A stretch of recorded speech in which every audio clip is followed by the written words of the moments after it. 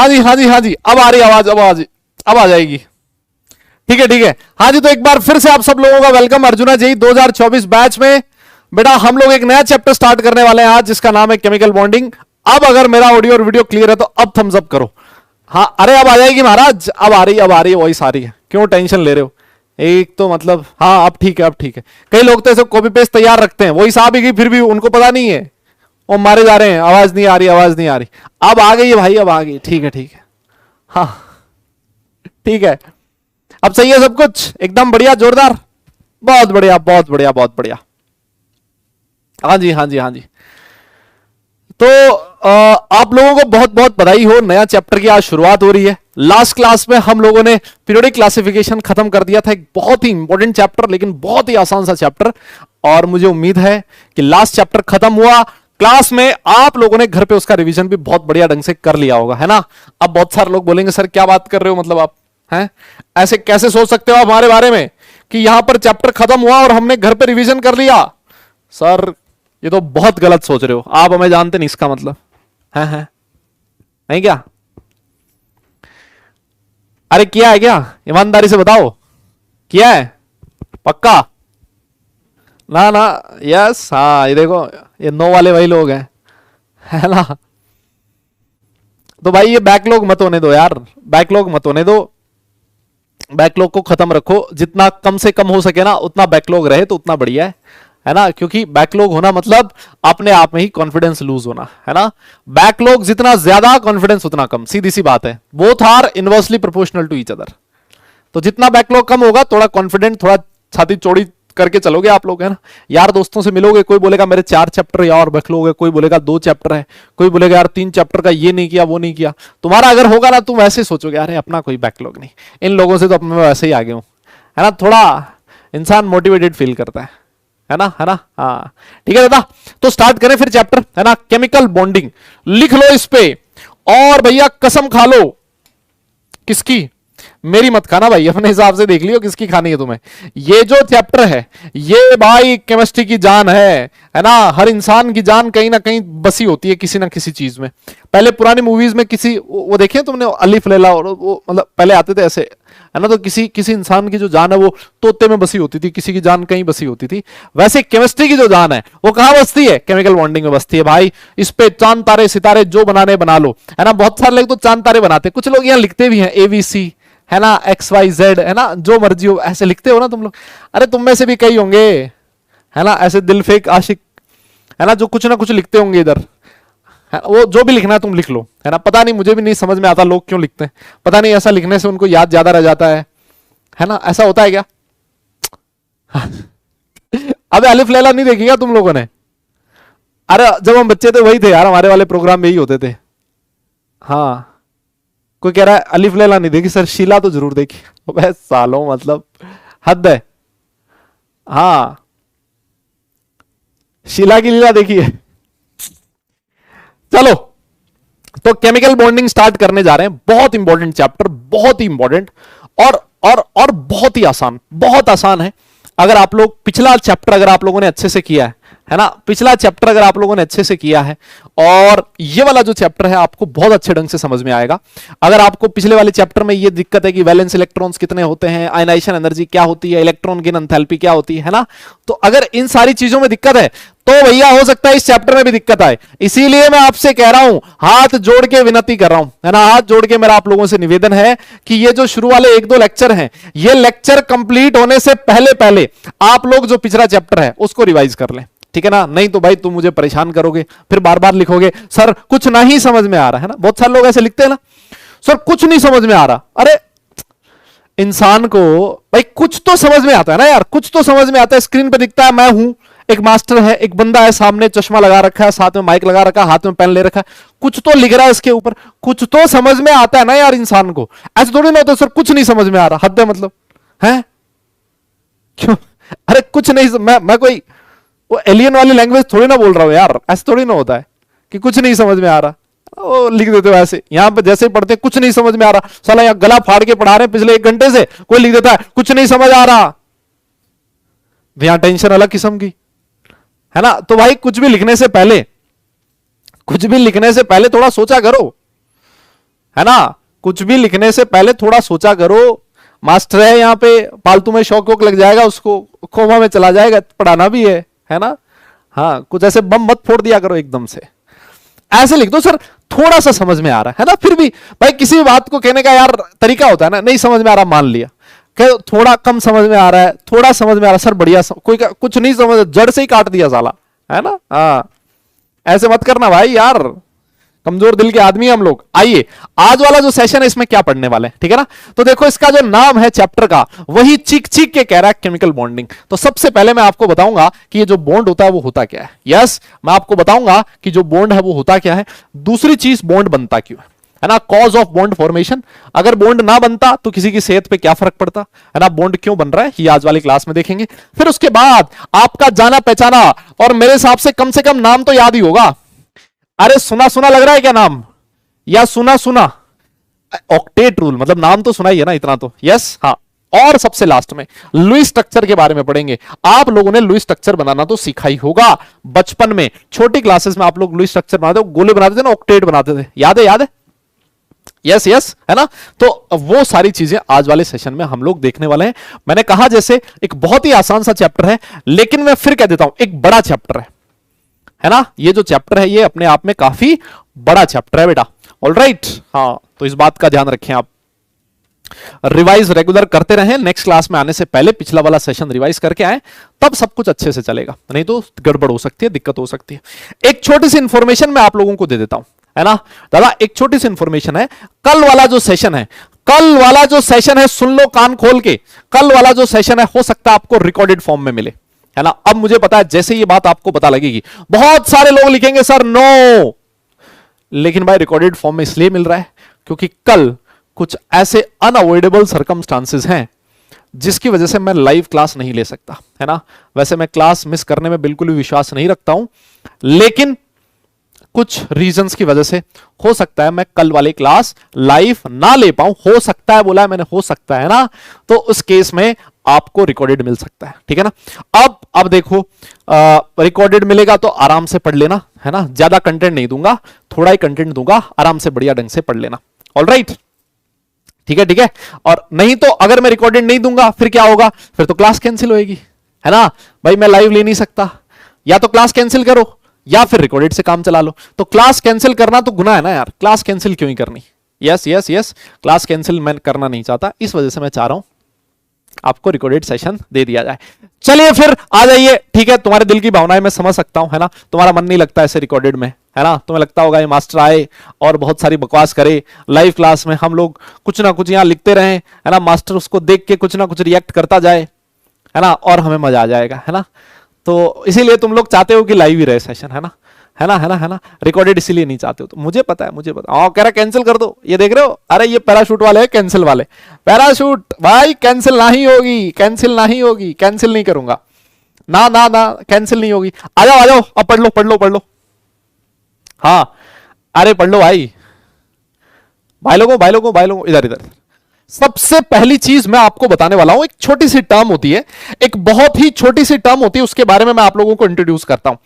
मैं आप लोगों को इंट्रोड्यूस कर देता हूं, एक छोटी सी टर्म होती है बेटा जिसका नाम है मॉलिक्यूल। बताइए कितने लोगों ने नाम सुना हुआ इसका। आप बोलोगे सर कैसी बात कर रहे हो, ये ऐसे नाम हम लोग बहुत पहले सुन चुके हैं और नाम सुन सुना के छोड़ भी दिए हमने। मॉलिक्यूल क्या होता है, देखो मॉलिक्यूल की एक बहुत शानदार डेफिनेशन लिखी हुई है। अब सारे लोग पढ़ाई पे कॉन्सेंट्रेट करो बेटा, इधर उधर की बात नहीं करनी दादा, इधर उधर की बात नहीं करनी है, पढ़ाई पे फोकस करो, एकदम बढ़िया ढंग से टिका के बैठो, पानी वानी अपने साथ लेके बैठो। और अगर मान लो ऐसा कोई बहुत जरूरी काम हो जाए जिसकी वजह से, है जो वहां पे नहीं कर सकते, है ना, है ना, है ना, जो आप वहां पर नहीं कर सकते तभी उठना, इससे पहले नहीं उठना, है ना, जब तक सेशन कंप्लीट ना हो जाए, ठीक है ना। तो बेटा मॉलिक्यूल क्या होता है, देखो एक बहुत ही शानदार सी डेफिनेशन लिखी हुई है, लिखता है smallest particle of matter which exist as independent entity. या फिर इसको ऐसे भी लिख सकता हूं कि जो मॉलिक्यूल होता है वो मैटर का स्मॉलेस्ट पार्टिकल होता है जो इंडिपेंडेंटली एग्जिस्ट कर सकता है, which can exist independently. Yes yes. अब आप लोग बोलेंगे सर इसका थोड़ा सा डिटेल में समझाओ। जैसे अगर मैं एटम की बात करूं, हम लोगों ने लास्ट क्लास में बात करी थी कि भाई जो मोस्ट ऑफ द एटम्स होते हैं they can not exist independently. Most of the जो एलिमेंट्स होते हैं वो इंडिपेंडेंटली एग्जिस्ट नहीं करते। हां लिखना है आपसे, और क्या शक्ल देखनी है इसकी, लिखना है भाई लिखना है। जैसे मान लो हाइड्रोजन है, आपको कभी भी हाइड्रोजन का एक अकेला आइटम मार्केट में घूमता हुआ नहीं मिलेगा, हमेशा दूसरे हाइड्रोजन के साथ मिलेगा, है ना, H2 की फॉर्म में मिलेगा। आपको कभी भी नाइट्रोजन अकेला मार्केट में घूमता हुआ नहीं मिलेगा, अपने साथ में किसको लेके चलेगा, नाइट्रोजन को लेके चलेगा, है ना, N2 मॉलिक्यूल की फॉर्म में। लेकिन जो नोबल गैसेज होती हैं, सिर्फ नोबल गैसेज ऐसी होती हैं जो इंडिपेंडेंटली एग्जिस्ट कर सकती हैं, बाकी जो जनरली जो मैक्सिमम एलिमेंट्स होते हैं वो हमेशा कंबाइंड फॉर्म में एग्जिस्ट करते हैं, ठीक है ना, तो वो इंडिपेंडेंटली एग्जिस्ट नहीं कर सकते। लेकिन मैटर का ये सबसे छोटा पार्टिकल है, जिसको क्या कहोगे, मॉलिक्यूल, मैटर का सबसे छोटा particle which can exist independently, जो इंडिपेंडेंटली एग्जिस्ट कर सकता है, उसका नाम क्या है, मॉलिक्यूल है ना। ये स्मॉलेस्ट पार्टिकल है जो कि इंडिपेंडेंटली एग्जिस्ट कर सकता है ना, अकेला रह सकता है जो, है ना। N2 रहेगा, H2, H2O, S4, HCl, ये ऐसे जो पार्टिकल्स होते हैं ये हमेशा इंडिपेंडेंटली एग्जिस्ट कर सकते हैं, ठीक है, ठीक है।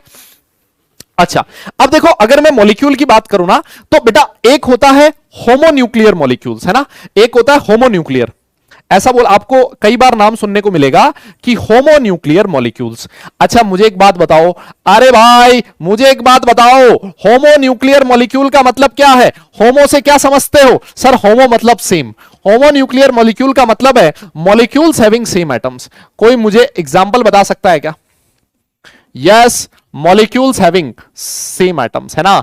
अगर कोई मॉलिक्यूल सेम एटम से मिलके बना हो उसको होमोन्यूक्लियर बोलोगे। एग्जांपल बता सकते हो? बथेरे हैं भाई, खूब है यार। जैसे लिख दिया आपने N2, जैसे लिख दिया H2, जैसे लिख दिया O3, जैसे लिख दिया P4, जैसे लिख दिया S8, ऐसे बहुत सारे एग्जांपल्स आप लिख सकते हो, है ना, बहुत सारे एग्जांपल्स आप लिख सकते हो, ठीक है, ठीक है। अच्छा एक चीज और देखो, एक चीज और देखो, दूसरा आता है इस केस में, दूसरा आता है बेटा हेट्रोन्यूक्लियर। दूसरा कौन सा? हेट्रोन्यूक्लियर। ए मेरे भाई कौन सा? हेट्रोन्यूक्लियर। दादा नोट करते रहना, साथ साथ नोट्स बनाते रहना। अरे इसका नाम ही चिक चिक के कह रहा है यार। हेट्रो मतलब molecules having different type of atoms. Yes, molecules having two और मोर टाइप ऑफ, टू और मोर टाइप ऑफ एटम्स, है ना, है ना, है ना, है ना। बोलो सर ये तो बहुत आसान है सर। भाई ये पूरा चैप्टर आसान है, मैं तुम्हें बता रहा हूं, लेकिन इतना इंपॉर्टेंट है ना, तुम्हें क्या ही बताऊं। जैसे लिख दिया HCl, सर ये हेट्रोन्यूक्लियर है सर, दो अलग अलग है ना। जैसे लिख दिया H2O, जैसे बतेरे एग्जाम्पल है भाई, बतेरे हैं, देखो HNO3 लिख दो, H2SO4 लिख दो, सर ये सारे के सारे, सर ये सारे के सारे हेट्रोन्यूक्लियर हैं, है ना। लिख सकते हो ना, ऐसे बहुत सारे एग्जांपल्स लिख सकते हो जिसमें एक से ज्यादा टाइप के एटम्स प्रेजेंट हो, उनको बोला जाता है हेट्रोन्यूक्लियर मॉलिक्यूल्स। एक बार खटाखट से नोट कर लो, और अगर हो जाए तो डन लिख दियो, फिर आगे चलेंगे। यस यस, नोट कर लो बेटा, और अगर हो जाए तो डन लिखना, फिर आगे चलेंगे। जल्दी जल्दी काम करो, ही जल्दी कर लो भाई, फटाफट से ये काम कर लो, फिर चलेंगे हम लोग आगे, फिर चलेंगे आगे, है ना। आज बहुत इंपॉर्टेंट चीज पढ़ रहे हैं हम लोग, बहुत इंपॉर्टेंट जबरदस्त चीजें पढ़ रहे हैं आज। हो गया, ये तो बहुत ही आसान सी चीज लिखी है हम लोगों ने, है ना। अच्छा एक चीज और देखो, जैसे मान लो ऐसे लिखा हुआ है, जैसे मान लो ऐसे लिखा हुआ H2, जैसे लिखा हुआ H2, क्या मैं इसको ऐसे लिख दूं क्या? सर ये है होमोन्यूक्लियर, होमोन्यूक्लियर डायटोमिक मॉलिक्यूल। ओ भाई इसको ऐसे लिख दूं क्या? Homonuclear diatomic molecule. अरे भाई डायटोमिक का मतलब देखो, होमोन्यूक्लियर का मतलब एटम सेम है, और डायटोमिक का मतलब दो एटम से मिलके बना है। यस यस यस, अरे बोलो भैया, ए बाबू भैया, सही है क्या? जैसे मान लो ऐसे लिखा O3, इसको मैं ऐसे लिख दूं क्या? O3 है sir homonuclear, homonuclear, homonuclear triatomic, ऐसे लिख दूं क्या? ये क्या है सर? होमोन्यूक्लियर ट्राइएटॉमिक मॉलिक्यूल, है ना। इसकी एटॉमिसिटी 3 है ना। एटॉमिसिटी 3 है, एटॉमिसिटी मतलब उस मॉलिक्यूल में कितने एटम है। यस, एटॉमिसिटी, जैसे मान लो मैं इसकी एटॉमिसिटी पूछूं आपसे, एटॉमिसिटी क्या होती है? हालांकि ये छोटी क्लास में पढ़ा, हालांकि यहां पर कोई काम नहीं है अपना, बट फिर भी मैं बता देता हूं, कभी कभी पूछ लेता है भैया इसकी एटॉमिसिटी कितनी है, कितने एटम है? 3 एटम है। जैसे मान लो HCl लिखा, HCl, दादा HCl को मैं ऐसे लिख सकता हूं क्या? हेट्रोन्यूक्लियर डायटोमिक मॉलिक्यूल, ऐसे लिख दूं क्या? किसी के पेट में दर्द है क्या भाई? बोलना यार। यस, हेट्रोन्यूक्लियर है ना यार, दो एटम है हाइड्रोजन और क्लोरीन, लेकिन ये हेट्रोन्यूक्लियर है क्योंकि दोनों एटम डिफरेंट डिफरेंट तरीके है ना। अब जैसे मान लो ऐसे लिखा है P4 हो गया, S8 हो गया ना, जहां पर 3 से ज्यादा आ जाए ना उनको बोला जाता है पॉलीएटॉमिक कह सकते हो, है ना, इनको पॉलीएटॉमिक कह सकते हो कि भाई ये होमोन्यूक्लियर पॉलीएटॉमिक मॉलिक्यूल्स है ना। जब ज्यादा एटम्स आ जाए ना तो उनके लिए पॉली यूज किया जाता है ना, पॉलीएटॉमिक मॉलिक्यूल है। इसको आप ऐसे लिख सकते हो, है ना, है ना। जैसे मान लो मैं तुमसे पूछूं P4 की एटॉमिसिटी क्या है, what is the atomicity of P4, हां लिखना है भैया, what is the atomicity of P4, आप बोलोगे 4, है ना, एक मॉलिक्यूल में 4 एटम है। What is the atomicity of S8, इसकी एटॉमिसिटी कितनी है, 8 है, एक मॉलिक्यूल में 8 है, यस एक मॉलिक्यूल में 8 एटम है। तो आप इसको पॉलीएटॉमिक लिख सकते हो कि होमोन्यूक्लियर पॉलीएटॉमिक मॉलिक्यूल्स हैं। यस यस समझ में आ गई, है ना। इसको आप टेट्रा एटॉमिक लिख सकते हो, ऑक्टा एटॉमिक लिख सकते हो। मैंने कॉमन वर्ड यूज कर दिया जो मोस्ट ऑफ द केसेस में आप यूज कर सकते हो, वो है पॉली, है ना, पॉली लिख सकते हो। जब नंबर ऑफ एटम्स 3 या फिर 3 से ज्यादा होते हैं तो उनके लिए पॉली यूज किया जाता है, लेकिन इसको आप क्या लिख सकते हो, टेट्रा एटॉमिक लिख सकते हो, है ना। ये सिर्फ मैं तुम्हें ये समझाना चाह रहा था कि होमोन्यूक्लियर का मतलब क्या है, हेटेरोन्यूक्लियर का मतलब क्या है, पॉलीएटॉमिक का मतलब क्या है, आपका डायटॉमिक क्या है, ट्राइएटॉमिक क्या है। क्लियर क्लियर क्लियर, है ना। हेट्रो कैसे हुआ, अबे हेट्रो कैसे हुआ बे, ओ भाई P4 अरे क्या बांग वांग खा के आए हो, क्या कौन सा नशा करके आए हो भाई। P4 मैं तुमसे पूछता P4 कैसा है, होमोन्यूक्लियर है ना। अबे ओ क्या नहीं, P4 होमोन्यूक्लियर नहीं है क्या, सारे के सारे 4 एटम्स, है ना। और अगर मान लो मैं तुमसे पूछ लूं S8 कैसा है, ये भी तो होमोन्यूक्लियर है, ये भी तो, मैंने दोनों 7 लिख दिए, होगी ना उल्टी, तुम्हें फैल गए ना तुम लोग, हैं फैल गए ना तुम। अरे भाई यहां मैंने 7 लिख दिए, क्या दिक्कत है यार, हैं यहां अलग लिखूं तब तुम्हारा ठीक है, फैल गए ना तुम, मुझे पता ही था, इसीलिए तो हर चीज लिखवाता हूं मैं। हाँ अब समझो, अच्छा सर अलग अलग हो, यस यस, हाँ नोट कर लो, और अगर नोट हो जाए डन लिख दियो, फिर आगे चलेंगे। हाँ नोट कर लो, डन हो जाए लिख दो, अगर पूरा लिख दिया हो तो डन लिख देना, फिर आगे चलते हैं, है ना। हाँ नोट कर लिया हो तो डन लिख देना, फिर आगे चलते हैं। हो गया क्या, यस। अब देखो भाई एक चीज आप खुद सोच के देखो, आपका जो मॉलिक्यूल है वो इंडिपेंडेंटली एग्जिस्ट कर रहा है, 2 हाइड्रोजन आपस में एक दूसरे के साथ हैं। अब खुद सोच के देखो, इस कुदरत का नियम यही है, अगर 2 लोग एक दूसरे के साथ हैं, 2 से ज्यादा लोग एक दूसरे के साथ हैं, 2 से ज्यादा लोग अगर एक दूसरे के साथ साथ हैं, इसका मतलब उन दोनों के बीच कोई ना कोई फोर्स ऑफ अट्रैक्शन जरूर रहा होगा। बिना फोर्स ऑफ अट्रैक्शन के, बिना मतलब के कोई भी 2 लोग एक दूसरे के साथ नहीं रह सकते, है ना। तो ऐसा कोई फोर्स ऑफ अट्रैक्शन होना चाहिए जो दोनों हाइड्रोजन को एक दूसरे के साथ रखे हुए, मानते हो ना इस बात को, दादा बोलना पड़ेगा यस। और ये जो फोर्स ऑफ अट्रैक्शन होता है, जो 2 एटम्स को, 2 आयंस को, या फिर मैं ऐसे कह दूं 2 पार्टिकल्स को एक दूसरे के साथ जोड़े रखता है, इसी फोर्स ऑफ अट्रैक्शन का नाम है क्या, केमिकल बॉन्ड। इसी फोर्स ऑफ अट्रैक्शन का नाम क्या बेटा, केमिकल बॉन्ड। तो देखो यही आपके सामने डेफिनेशन लिखी हुई है केमिकल बॉन्ड की, है ना। बहुत ही आसान सी डेफिनेशन है, देखो क्या लिखता है, the attractive force which holds various constituents. Constituent का मतलब एटम हो सकते हैं, आयंस हो सकते हैं, मॉलिक्यूल हो सकते हैं, कुछ भी हो सकता है, together in different chemical species. अलग अलग केमिकल स्पीसीज में 2 या 2 से ज्यादा कॉन्स्टिट्यूएंट पार्टिकल्स को अगर कोई अट्रैक्टिव फोर्स एक दूसरे के साथ जोड़ के रखता है, यस, इसी अट्रैक्टिव फोर्स को क्या बोला जाता है, केमिकल बॉन्ड बोला जाता है। मेरी बात तुम्हें समझ में आई क्या, यस। तो जैसे मान लो 2 हाइड्रोजन के एटम है, H2 बना, तो भैया H2 में हाइड्रोजन और हाइड्रोजन के बीच एक फोर्स ऑफ अट्रैक्शन होगा, तभी ये दोनों हाइड्रोजन के एटम एक दूसरे के साथ रह पाएंगे। यस। जैसे मान लो एक लिखा हुआ है NaCl में Na और Cl के बीच एक फोर्स ऑफ अट्रैक्शन जरूर होगा, इसी फोर्स ऑफ अट्रैक्शन की वजह से, ये 2 आयंस है ना, Na+ और Cl-, इन दोनों के बीच अट्रैक्शन जरूर होगा, इसी अट्रैक्शन की वजह से ये दोनों आयंस एक दूसरे के पास है। तो यही जो फोर्स ऑफ अट्रैक्शन होता है, इसी को बोला जाता है बॉन्ड। यस, तो भैया बॉन्ड का मतलब ऐसे नहीं है कि ये वाला हाइड्रोजन इधर, ये वाला हाइड्रोजन इधर, दोनों को लकड़ी से बांध दिया बीच में, ये जो लकड़ी है बॉन्ड है ना। अबे बॉन्ड ऐसी चीज है जो दिखती नहीं है, कोई फिजिकल थिंग नहीं है भैया। यस, फिजिकल चीज नहीं है। बॉन्ड का मतलब होता है एक अट्रैक्टिव फोर्स, है ना, एक अट्रैक्टिव फोर्स जो किसी भी 2 एटम को एक दूसरे के साथ रखता है ना, उसको बोला जाता है केमिकल बॉन्ड। ये डेफिनेशन आप लोग लिख लो, और अगर लिख लो तो डन लिख देना, फिर हम लोग आगे चलेंगे। क्लियर, यस, हाँ हाँ, कोई लिख रहा है sir chemical bond is equal to पैसा। अबे इतना भी सच नहीं लिखना होता भाई, बुरा मान जाएंगे लोग। हाँ माना काफी सच्चाई है, लेकिन इतना सच नहीं लिखना होता। हाँ बताओ, हद है मतलब, बुरा मान जाएगी जनता। वैसे ही तुम्हारी किस्मत खराब है, तुम इंजीनियरिंग वाले हो और ऐसी बातें लिखोगे फिर।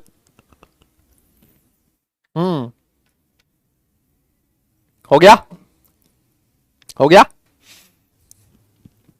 अब बात ये आती है, अब बात ये आती है कि सर ठीक है, केमिकल बॉन्ड क्या होता है हमें समझ में आ गया, है ना। केमिकल बॉन्ड क्या होता है हमें समझ में आ गया। सर ये बॉन्ड बनता क्यों है, किन्हीं भी दो एटम को बॉन्ड बनाने के पीछे ड्राइविंग फोर्स क्या है ना।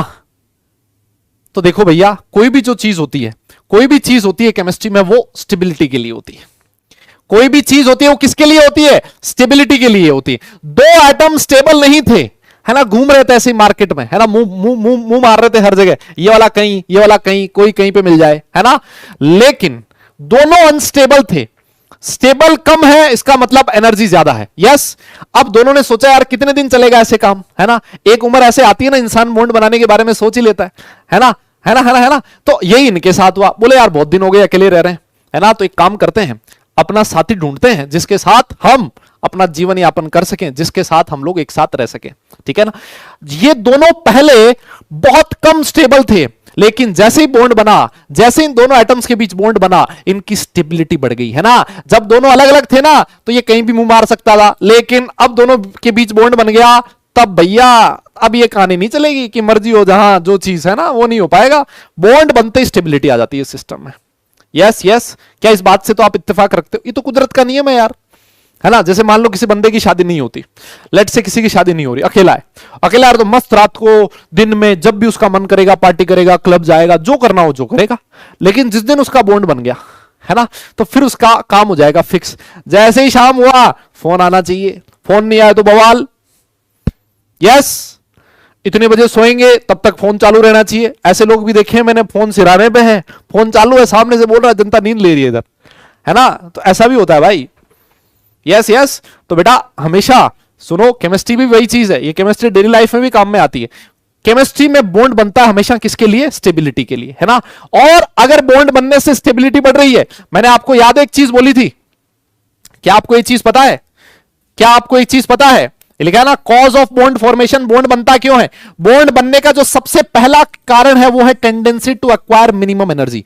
मैंने आप लोगों को एक चीज बोली थी कि अगर बेटा स्टेबिलिटी बढ़ेगी, अगर स्टेबिलिटी बढ़ेगी तो एनर्जी कम होगी, इस बात को हमेशा याद रखें। यस, अगर स्टेबिलिटी बढ़ेगी तो एनर्जी कम होगी, है ना, है ना, है ना, है ना। Energy and stability both are inversely proportional to each other. Stability and energy both are inversely proportional to each other. तो सबसे पहला काम क्या होगा, सबसे पहले यह होगा कि जब दो एटम एक दूसरे से दूर दूर हैं, उनके बीच कोई बॉन्ड नहीं है, आइसोलेटेड स्टेट में है, तो वो हाईली एनर्जेटिक हैं। लेकिन जब आपस में बॉन्ड बना लेते हैं तो स्टेबल हो जाते हैं, और जब स्टेबल हो जाएंगे तो उनकी जो एनर्जी होगी वो डिक्रीज करेगी, पोटेंशियल एनर्जी डिक्रीज करेगी, स्टेबिलिटी ज्यादा हो जाएगी। तो हर एक एटम स्टेबल होना चाहता है, इसी वजह से वो बॉन्ड का फॉर्मेशन करता है। क्लियर।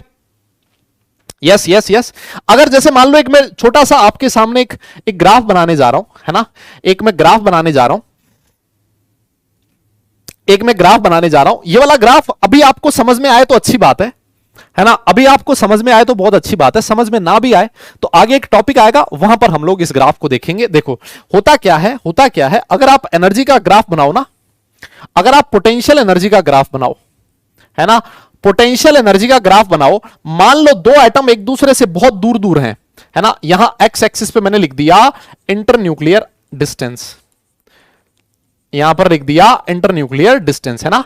जैसे मान लो दो एटम्स हैं, दो एटम्स के बीच इंटरन्यूक्लियर डिस्टेंस बहुत ज्यादा है। इंटरन्यूक्लियर डिस्टेंस बहुत ज्यादा होने का मतलब उनको एक दूसरे से कोई लेना देना नहीं है ना, इनकी मुलाकात नहीं हुई है अभी, है ना, ये दोनों एक दूसरे को नहीं जानते।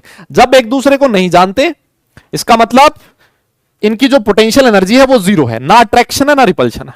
यस, अब हुआ क्या, जब ये दोनों एटम एक दूसरे के नजदीक आएंगे, जब दोनों एटम एक दूसरे के नजदीक आएंगे, जब नजदीक आएंगे तो उनके बीच अट्रैक्शन बढ़ेगा। यस, और अट्रैक्शन बढ़ेगा तो इनकी जो एनर्जी है वो डिक्रीज करेगी, उनकी जो एनर्जी होती है बेटा वो डिक्रीज करती है। तो ये जो ग्राफ है ना वो इस तरह से चलता है ना, इनकी जो एनर्जी है वो डिक्रीज करी। जब दोनों एक दूसरे के नजदीक आए, देखो इधर क्या हो रहा है, इंटरन्यूक्लियर डिस्टेंस कम हो रही है, इंटरन्यूक्लियर डिस्टेंस कम हो रही है तो एनर्जी डिक्रीज कर रही है। क्यों? एनर्जी डिक्रीज करने का कारण क्या है? एनर्जी डिक्रीज करने का कारण क्या है? जब डिस्टेंस कम होगी तो अट्रैक्शन बढ़ेगा। सिंपल है ना यार, लॉजिक है भाई। जब दूर दूर हो तो अट्रैक्शन कम, जितने नजदीक आओगे एक दूसरे के तभी तो अट्रैक्शन बढ़ेगा, और जब अट्रैक्शन बढ़ेगा तो एनर्जी रिलीज होगी, एनर्जी डिक्रीज होगी। लेकिन ये अट्रैक्शन ना एक डिस्टेंस तक ही ठीक रहता है ना। अगर आप बहुत ज्यादा अंदर घुसने की कोशिश करोगे किसी के, अगर उसकी पर्सनल लाइफ में झांकने की कोशिश करोगे, अगर आपके पास बीच में दूरियां काफी ज्यादा कम हो जाएगी जितनी होनी चाहिए उससे, तब फिर अट्रैक्शन नहीं रहेगा, फिर रिपल्शन होने लगेगा, है ना। अगर आप किसी की पर्सनल लाइफ में झांकते हो तो वो आपको नापसंद करने लगता है ना। आप हर बात में टोकने लगो, ऐसे क्यों करना है, ऐसे क्यों कर रहे हो, ऐसे क्यों कर रहे हो, तो अब आपका अट्रैक्शन नहीं होगा भैया, फिर क्या होने लगेगा? रिपल्शन होने लगेगा। और अगर रिपल्शन होने लगेगा उस दिन एनर्जी कम होने की बजाय जब रिपल्शन बढ़ेगा तो एनर्जी बढ़ जाएगी। बहुत प्यारा सा ग्राफ है, बहुत ही प्यारा सा ग्राफ है। आप मोटा मोटा ग्राफ को ये ध्यान रखो, ये है क्या, इसके बारे में और ज्यादा डिटेल में, है ना, इसके बारे में हम लोग और ज्यादा डिटेल में एक टॉपिक आएगा वैलेंस बॉन्ड थ्योरी, उसमें इस ग्राफ को वापस समझेंगे, है ना, उसमें इस ग्राफ को हम लोग वापस समझेंगे, ठीक है ना। तो हुआ क्या, दो एटम जब एक दूसरे के नजदीक आए, नजदीक आए, नजदीक आए, नजदीक आए, नजदीक आए, यहां पर बनता है बॉन्ड, है ना। इस केस में बॉन्ड फॉर्मेशन होता है। यस यस सर, यहां पर बॉन्ड फॉर्मेशन हुआ है, क्यों? क्योंकि बॉन्ड फॉर्मेशन जब होगा तो एनर्जी मिनिमम होगी। देखो मिनिमम एनर्जी है ना ये, और मिनिमम एनर्जी मतलब मैक्सिमम स्टेबिलिटी, और मैक्सिमम स्टेबिलिटी मतलब उन दोनों के बीच बॉन्ड बन चुका है। यस यस, तो हमेशा ध्यान रखो कि भैया ठीक है, बॉन्ड बनाओ किसी के साथ, कोई दिक्कत नहीं है ना, लेकिन बहुत ज्यादा, है ना, ज्यादा नजदीकियां भी बुरी होती है ना। स्पेस दो, इंसान को स्पेस दो, ज्यादा टोका टाकी मत करो, है ना, पर्सनल स्पेस में घुसने की कोशिश मत करो, नहीं तो गड़बड़ हो जाएगी, ठीक है। नहीं तो रिपल्शन अट्रैक्शन होने की बजाय क्या होने लगेगा? रिपल्शन, और रिपल्शन होगा तो फिर एनर्जी बढ़ने लगेगी। यस यस यस, मेरी बात समझ में आई भाई? सब कुछ नोट करना है, सब कुछ नोट करना है जो आपकी स्क्रीन पर लिखा है ना। अब एक चीज और बताओ, अब यहां से मुझे एक चीज और बताओ, ये जो बॉन्ड फॉर्मेशन है ये एंडोथर्मिक प्रोसेस है या फिर एक्सोथर्मिक प्रोसेस है? मेरा क्वेश्चन आपसे ये है, बॉन्ड फॉर्मेशन एक एंडोथर्मिक प्रोसेस है या फिर एक्सोथर्मिक प्रोसेस है? जल्दी से कमेंट करके बताओ, जल्दी से लिख के बताओ, जल्दी करके बताओ बेटा। बहुत फील ले रहे हो तुम आज, है ना, बहुत फील ले रहे हो भैया, इतनी फील नहीं लो। हाँ यस यस, बहुत बढ़िया बेटा, दिल खुश हो गया एकदम जोरदार। Sir bond formation exothermic process है, सर एनर्जी रिलीज होगी, बॉन्ड जब भी बनेगा एनर्जी रिलीज होगी, एनर्जी कम होगी तभी तो स्टेबिलिटी बढ़ेगी, दादा बोलना पड़ेगा। यस, तो इस बात को याद रखें, इस बात को याद रखें कि bond formation is exothermic process, bond formation is exothermic process, ठीक है ना भाई लोगों? दादा याद रखियो इसको, और डेल्टा एच का वैल्यू नेगेटिव होगा, ठीक है ना, डेल्टा एच का वैल्यू नेगेटिव होगा। हमेशा एनर्जी रिलीज होगी तभी तो स्टेबिलिटी बढ़ेगी। और मैं ऐसे भी कह सकता हूं, जितनी ज्यादा एनर्जी रिलीज होगी उतना ज्यादा स्टेबल बॉन्ड बनेगा। यस, जितनी ज्यादा एनर्जी रिलीज होगी मतलब एनर्जी उतनी कम। भाई आपके पास 100 एनर्जी थी, आपने उसमें से 50 एनर्जी रिलीज कर दी, आपकी स्टेबिलिटी बढ़ गई। आप उसमें से 70 एनर्जी रिलीज करोगे, आपकी स्टेबिलिटी ज्यादा बढ़ जाएगी। यस, तो जितनी ज्यादा एनर्जी रिलीज होगी किसी भी बॉन्ड बनते टाइम, इतना ही ज्यादा स्टेबिलिटी आएगा। क्लियर है? इस बात को हमेशा याद रखेंगे। ऑल राइट, तो इसको नोट कर ले, और अगर नोट हो गया है डन लिख दे, फिर हम लोग आगे चलते हैं। हाँ, ये पहला रीजन था, यस बेटा, ये पहला रीजन था कि बॉन्ड क्यों बनता है। बॉन्ड बनता है मिनिमम एनर्जी के लिए, है ना। एटम्स जो होते हैं ना, वो एटम्स कम स्टेबल होते हैं, इसका मतलब मॉलिक्यूल जो होता है वो ज्यादा स्टेबल होता है एटम्स के कंपैरिजन में। ऑब्वियस सी बात है ना, एटम की एनर्जी ज्यादा होती है, मॉलिक्यूल जब बॉन्ड बना लिया तो एनर्जी कम होगी, तो मॉलिक्यूल की एनर्जी हमेशा एटम की एनर्जी से कम होती है। बहुत बढ़िया बेटा, वेरी गुड। ये तो हुआ पहला रीजन बॉन्ड फॉर्मेशन का। एक और रीजन भी होता है, और वो है दूसरा, tendency to acquire noble gas configuration. अबे याद करो, जो आपकी नोबल गैसेस होती हैं, आप लोगों ने पढ़ा है ना, जो नोबल गैसेस होती हैं, यस, नोबल गैसेस जो होती है उनका कॉन्फ़िगरेशन होता है, उनका आउटर मोस्ट शेल का कॉन्फ़िगरेशन होता है NH2NP6। याद आया? NH2NP6। सर ये फुली फिल्ड कॉन्फ़िगरेशन है। यस सर, वैलेंस शेल में कितने इलेक्ट्रॉन है? 8 इलेक्ट्रॉन है। 8 इलेक्ट्रॉन वैलेंस शेल में होना याद है क्या आपको? ऑक्टेट बोला जाता है। यस यस यस, ऑक्टेट बोला जाता है बेटा। और ये जो कॉन्फ़िगरेशन होता है ये बहुत ज्यादा स्टेबल होता है। यस, ये कैसा होता है बेटा? स्टेबल कॉन्फ़िगरेशन होता है। इसका कॉन्फ़िगरेशन स्टेबल होता है। वैलेंस शेल में अगर 8 इलेक्ट्रॉन हो जाए, इसका मतलब वो स्टेबल कॉन्फ़िगरेशन की तरफ इंगित करता है। ठीक है, तो हर कोई यही चाहता है कि उसका कॉन्फ़िगरेशन स्टेबल हो जाए, है ना, उसके वैलेंस शेल में 8 इलेक्ट्रॉन हो जाए। यस, तो अगर मान लो किसी के वैलेंस शेल में 8 इलेक्ट्रॉन नहीं है, हाँ हीलियम को छोड़ देते हैं, है ना, हीलियम को छोड़ देते हैं, हीलियम जो है उसका इलेक्ट्रॉनिक कॉन्फ़िगरेशन 1s2 होता है, लेकिन फिर भी इसका आउटर मोस्ट शेल तो कंप्लीट है ना। हीलियम का आउटर मोस्ट शेल तो कंप्लीट ही है ना यार। हीलियम का आउटर मोस्ट शेल कौन सा है? फर्स्ट शेल है, और फर्स्ट शेल में मैक्सिमम 2 इलेक्ट्रॉन आ सकते हैं, 2 इलेक्ट्रॉन है, तो इसका भी आउटर मोस्ट शेल कंप्लीट है, इसका भी आउटर मोस्ट शेल कंप्लीट है। नोबल गैसेस जो होती हैं, नोबल गैसेस स्टेबल कॉन्फ़िगरेशन रखती हैं, बहुत भयंकर स्टेबल कॉन्फ़िगरेशन होता है, इसी वजह से वो किसी के साथ रिएक्ट नहीं करती। तो हर कोई, हाँ इसके लिए डुप्लेट कह सकते हो ना, इसको आप डुप्लेट कह सकते हो कि इसका डुप्लेट कंप्लीट है ना। तो हर कोई यही चाहता है, डुप्लेट का मतलब 2 है ना, इसका डुप्लेट कंप्लीट है मतलब 2। तो हर कोई यही चाहता है कि उसका कॉन्फ़िगरेशन स्टेबल हो जाए, उसका कॉन्फ़िगरेशन नोबल गैस कॉन्फ़िगरेशन हो जाए, और उसको मुक्ति मिल जाए, है ना, उसको परम शांति का अनुभव हो जाए, दुनियादारी को छोड़ के, है ना, वो अलग हो जाए, है ना, अलग हो जाए। यस, डुप्लेट का मतलब, डुप्लेट मतलब 2, है ना, डुप्लेट मतलब 2। इसके वैलेंस शेल में 2 इलेक्ट्रॉन होते हैं ना बेटा, तो इसको बोला जाता है इसका डुप्लेट कंप्लीट है। इसके वैलेंस शेल में 8 इलेक्ट्रॉन होते हैं, इसको बोला जाता है इसका ऑक्टेट कंप्लीट है। Clear clear? अरे बोलो यस यस, समझ में आ गई मेरी बात? ठीक है बेटा, तो इसको नोट कीजिए, इसको नोट कीजिए, हो जाए तो डन लिखिए, फिर आगे चलते हैं। तो ये हम लोगों ने मोटा मोटा ये रीजन है ना, मोटा मोटा ये रीजन है। बॉन्ड फॉर्मेशन का रीजन होता है स्टेबिलिटी गेन करना, मोटा मोटा ये रीजन है ना। रीजन क्या होता है बेटा? स्टेबिलिटी गेन करना, ये रीजन होता है। ऑल राइट,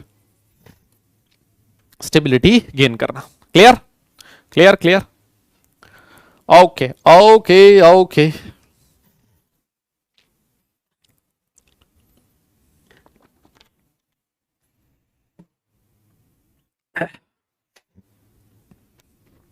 अब अगर हम लोग बॉन्ड्स के बारे में बात करें, है ना, अगर हम लोग बॉन्ड्स के बारे में बात करें बेटा, अगर हम लोग बॉन्ड्स के बारे में बात करें ना, अगर मैं मोटा मोटा आपको समझाऊं, मोटा मोटा अगर मैं आपको समझाऊं, तो केमिकल बॉन्ड को आप 2 तरह से क्लासिफाई कर सकते हो। एक तो स्ट्रॉन्ग बॉन्ड, है ना, एक कौन सा बेटा? स्ट्रॉन्ग बॉन्ड, है ना, स्ट्रॉन्ग बॉन्ड जिसको एक्चुअल केमिकल बॉन्ड कहा जाता है। और एक जो बॉन्ड होता है उसको मैं वीक बॉन्ड भी लिख सकता हूं ना। 2 तरह से आप बॉन्ड को क्लासिफाई कर सकते हो। इस पूरे टॉपिक में हमें, इस पूरे चैप्टर में हमें इन बॉन्ड्स के बारे में पढ़ना है, ये बॉन्ड क्यों बनते हैं, इससे रिलेटेड थ्योरीज क्या होती है, इनके बारे में हमें पढ़ना होता है। क्लियर? हाँ जी, तो जब सबसे पहले बेटा स्ट्रॉन्ग बॉन्ड, स्ट्रॉन्ग बॉन्ड में हम लोग कौन कौन से बॉन्ड पढ़ेंगे? इस वाली कैटेगरी में सबसे पहले हम लोग पढ़ेंगे कोवलेंट बॉन्ड। यस, सबसे पहले हम लोग किसके बारे में पढ़ेंगे? Covalent bond. फिर एक और स्ट्रॉन्ग बॉन्ड का एग्जांपल है जिसको हम लोग कहते हैं आयोनिक बॉन्ड। इनके बारे में तो आप लोगों ने खूब सुन रखा होगा, कोवलेंट बॉन्ड क्या होता है, आयोनिक बॉन्ड क्या होता है ना, ये तो हम लोगों ने सुन रखा है। इसके बाद एक और आएगा कोऑर्डिनेट बॉन्ड, है ना, कोऑर्डिनेट बॉन्ड, कोऑर्डिनेट बॉन्ड, है ना, ये भी बेटा स्ट्रॉन्ग बॉन्ड की कैटेगरी में आता है, इसको भी हम लोग पढ़ेंगे। और फिर उसके बाद आता है एक मेटालिक बॉन्ड, है ना, ये इसके बारे में बहुत ज्यादा डिटेल में नहीं पढ़ेंगे, हल्का सा है हमारे सिलेबस में, बहुत थोड़ा सा है ना, बहुत थोड़ा सा है, तो जितना हमारे सिलेबस में है उतना हम लोग पढ़ेंगे। Covalent bond, ionic bond, coordinate bond और मेटालिक बॉन्ड, इन सब के बारे में हम लोग बोल देंगे। हाँ बेटा, कोऑर्डिनेट बॉन्ड को ही डेटिव बॉन्ड बोला जाता है ना, कोऑर्डिनेट बॉन्ड को ही डेटिव बॉन्ड बोला जाता है। तो ये स्ट्रॉन्ग बॉन्ड वाली कैटेगरी है। वीक कैटेगरी में, वीक बॉन्ड वाली कैटेगरी में आएगा आपका हाइड्रोजन बॉन्ड। ठीक है, कौन आएगा? Hydrogen bond. और बेटा एक आएगा वैंडरवॉल इंटरेक्शंस, है ना, van der Waals force of attraction, van der Waals forces. ठीक है, ये आएंगे वीक बॉन्ड वाली कैटेगरी में। तो ये पूरी टेबल है बेटा। बनाना बॉन्ड अपने आप में, अरे कि कहां से नाम सुन के आते हो तुम बनाना बॉन्ड? अरे बेटा बनाना बॉन्ड एक स्पेशल टाइप को बॉन्ड है ना, वो कोई इनमें से, मतलब इन्हीं में से कोई एक बॉन्ड होगा जो कुछ अलग हो गया होगा। यस यस, है ना, बनाना बॉन्ड एक स्पेशल टाइप ऑफ बॉन्ड है। वो क्या होता है आगे समझोगे आप, थोड़ी शांति रखो, है ना, थोड़ी शांति रखो, आगे समझ में आएगा। ठीक है ठीक है ठीक है, हाँ जी बेटा, ये क्लासिफिकेशन कर लेना, है ना। तो ये इस पूरे क्लासिफिकेशन के बारे में हम लोग इस पूरे चैप्टर में पढ़ने वाले हैं। ऑल राइट, अगर नोट हो गया हो तो डन लिख दियो, आगे चलते हैं। फिर नोट हो गया हो तो डन लिखना, आगे चलते हैं बेटा। हाँ जी, हाँ जी, नोट हो गया है तो आगे डन लिखना, आगे चलेंगे। हो गया, हो गया, हो गया, done done done done, yes, क्या बात, क्या बात, क्या बात, बहुत बढ़िया बेटा, बहुत बढ़िया, है ना। अब आ जाओ आप, अब आ जाओ। सबसे पहले हम लोग बात करेंगे, एक थ्योरी है, एक थ्योरी है जिसको बोला जाता है कॉसेल लुइस अप्रोच, है ना। क्या बोला जाता है बेटा? कॉसेल लुइस थ्योरी या फिर Kossel Lewis approach to chemical bonding, है ना। इन भाई साहब ने कुछ कहा, है ना, इन्होंने जो कुछ कहा उन्होंने एक थ्योरी बना दी और इस थ्योरी का नाम है कॉसेल लुइस थ्योरी, है ना। आप लोगों ने कॉसेल, ये हो सकता है इसका नाम ना सुना हो, आप लोगों ने लुइस थ्योरी तो पढ़ी होगी, लुइस थ्योरी, है ना। तो इसको ज्यादा अच्छा, ज्यादा फेमस नाम जो है इसका लुइस थ्योरी है, Lewis approach to chemical bonding. तो ये हमारा हेडिंग है। ऑल राइट, ये हमारा हेडिंग है। ठीक है, ठीक है, ठीक है। तो ये जो भाई साहब है, ये जो भाई साहब है, इन्होंने क्या कहा? इन्होंने एक रूल दिया था, इन्होंने एक रूल दिया, उसका नाम क्या है भाई? ऑक्टेट रूल है। उसका नाम क्या है? ऑक्टेट रूल है। सारी दुनिया जानती है, सारी दुनिया जानती है इसके बारे में, है ना। पढ़ा है ना आप लोगों ने ऑक्टेट रूल? क्या होता है ऑक्टेट रूल? कि हर एक एटम क्या चाहता है, अभी हम लोगों ने बात करा, हर एक एटम चाहता है कि उसके वैलेंस शेल में 8 इलेक्ट्रॉन हो जाएं। वैलेंस शेल में 8 इलेक्ट्रॉन होना, इसको बोला जाता है ऑक्टेट। तो हर कोई यही चाहता है एलिमेंट कि उसके वैलेंस शेल में 8 इलेक्ट्रॉन हो जाए, क्योंकि अगर उसके वैलेंस शेल में 8 इलेक्ट्रॉन हो गए तो उसको मुक्ति मिल जाएगी, है ना। उसको मुक्ति मिल जाएगी मतलब क्या हुआ कि भाई वो स्टेबल हो जाएगा। क्या हो जाएगा? स्टेबल। और सारी दुनिया जो दौड़ भाग कर रही है वो किसके लिए कर रही है? स्टेबिलिटी के लिए कर रही है। यस। तो अगर आपके वैलेंस शेल में 8 इलेक्ट्रॉन है किसी भी एटम के, तो वो स्टेबल होगा अपने वैलेंस शेल में 8 इलेक्ट्रॉन करने के लिए ही कोई भी एटम बॉन्ड बनाता है ना। अब मान लो किसी के वैलेंस शेल में 8 इलेक्ट्रॉन नहीं है, नोबल गैसेस के पहले से हैं, तो वो बॉन्ड बनाने की टेंडेंसी नहीं रखती। किसी के वैलेंस शेल में 8 इलेक्ट्रॉन नहीं है, तो वो क्या करेगा? वो हाथ पैर मारेगा, हाथ पैर मारेगा। या तो 8 इलेक्ट्रॉन करने के लिए इलेक्ट्रॉन लूज करेगा, या फिर इलेक्ट्रॉन गेन करेगा, या फिर हो सकता है वो इलेक्ट्रॉन शेयर करे, है ना, है ना, है ना। भाई बॉन्ड ऐसे ही तो बन सकता है। वैलेंस शेल में अगर 8 इलेक्ट्रॉन नहीं है, लेट से आपके पास 8 इलेक्ट्रॉन नहीं है, तो आप क्या कर सकते हो? या तो इलेक्ट्रॉन लूज कर सकते हो, कई बार लूज करने से 8 हो जाते हैं, कई बार गेन करने से 8 हो जाते हैं, और कई बार शेयर करने से 8 हो जाते हैं। तो सारी पॉसिबिलिटी देखी जाती है ना। तो ये ऑक्टेट रूल बिल्कुल यही चीज लिखा है। क्या लिखता है कि अकॉर्डिंग टू दिस, ये थ्योरी क्या कहती है बेटा? According to this atom can combine. Atom combine क्यों होते हैं? Either by transfer of valence electrons, या तो इलेक्ट्रॉन ट्रांसफर करेंगे, या फिर transfer of valence electron from one atom to atom, और by sharing of valence electrons in order to have an octet in their valence shell. This is known as octet rule. Yes. और बेटा hydrogen के लिए आप क्या लिख सकते हो? हाइड्रोजन का ऑक्टेट कंप्लीट नहीं होता, है ना। हाइड्रोजन का ऑक्टेट कंप्लीट नहीं होता, उसके लिए डुप्लेट डिफाइन होता है ना। भाई उसके वैलेंस शेल में कितने इलेक्ट्रॉन हो सकते हैं? 2 हो सकते हैं ना। तो हाइड्रोजन के लिए डिफाइन होता है डुप्लेट। बाकी जो होता है ना, बाकी एलिमेंट कोशिश करते हैं उनके वैलेंस शेल में कितने इलेक्ट्रॉन हो जाए? 8 इलेक्ट्रॉन हो जाए। दादा बोलना है यार, यस यस यस। आसान है ना ये चीज? तो भाई आसान है ना। अब एक चीज आप लोगों ने यहां से और नोटिस करी होगी कि ये जो इलेक्ट्रॉन का ट्रांसफर होता है या फिर इलेक्ट्रॉन जो शेयर होते हैं वो कौन से होते हैं? सर वो वैलेंस इलेक्ट्रॉन्स होते हैं। बोलो बोलो बोलो बोलो, ये चीज नोटिस करिए आप लोगों ने। अरे बोलो ना, वैलेंस इलेक्ट्रॉन मतलब आउटर मोस्ट शेल के इलेक्ट्रॉन, है ना। Electrons of outermost shell. अरे ये तो पता है ना यार तुम्हें, दादा बोलना यार। आउटर मोस्ट शेल के जो इलेक्ट्रॉन्स होते हैं उनको हम लोग क्या कहते हैं? वैलेंस इलेक्ट्रॉन्स कहते हैं। यस यस, उसी को हम लोग वैलेंस इलेक्ट्रॉन्स कहते हैं। तो हमेशा एक चीज ध्यान रखो कि बॉन्ड फॉर्मेशन में कौन पार्टिसिपेट करता है? वैलेंस इलेक्ट्रॉन्स पार्टिसिपेट करते हैं मैक्सिमम केसेस में। कुछ वो जो आपके डी ब्लॉक वाले हैं उस केस में दिक्कत होती है। यस यस यस, क्लियर है क्या बेटा? क्लियर है, क्लियर है। कोई कह रहा सर हीलियम, अरे भाई हीलियम का तो पहले से ही डुप्लेट कंप्लीट होता है।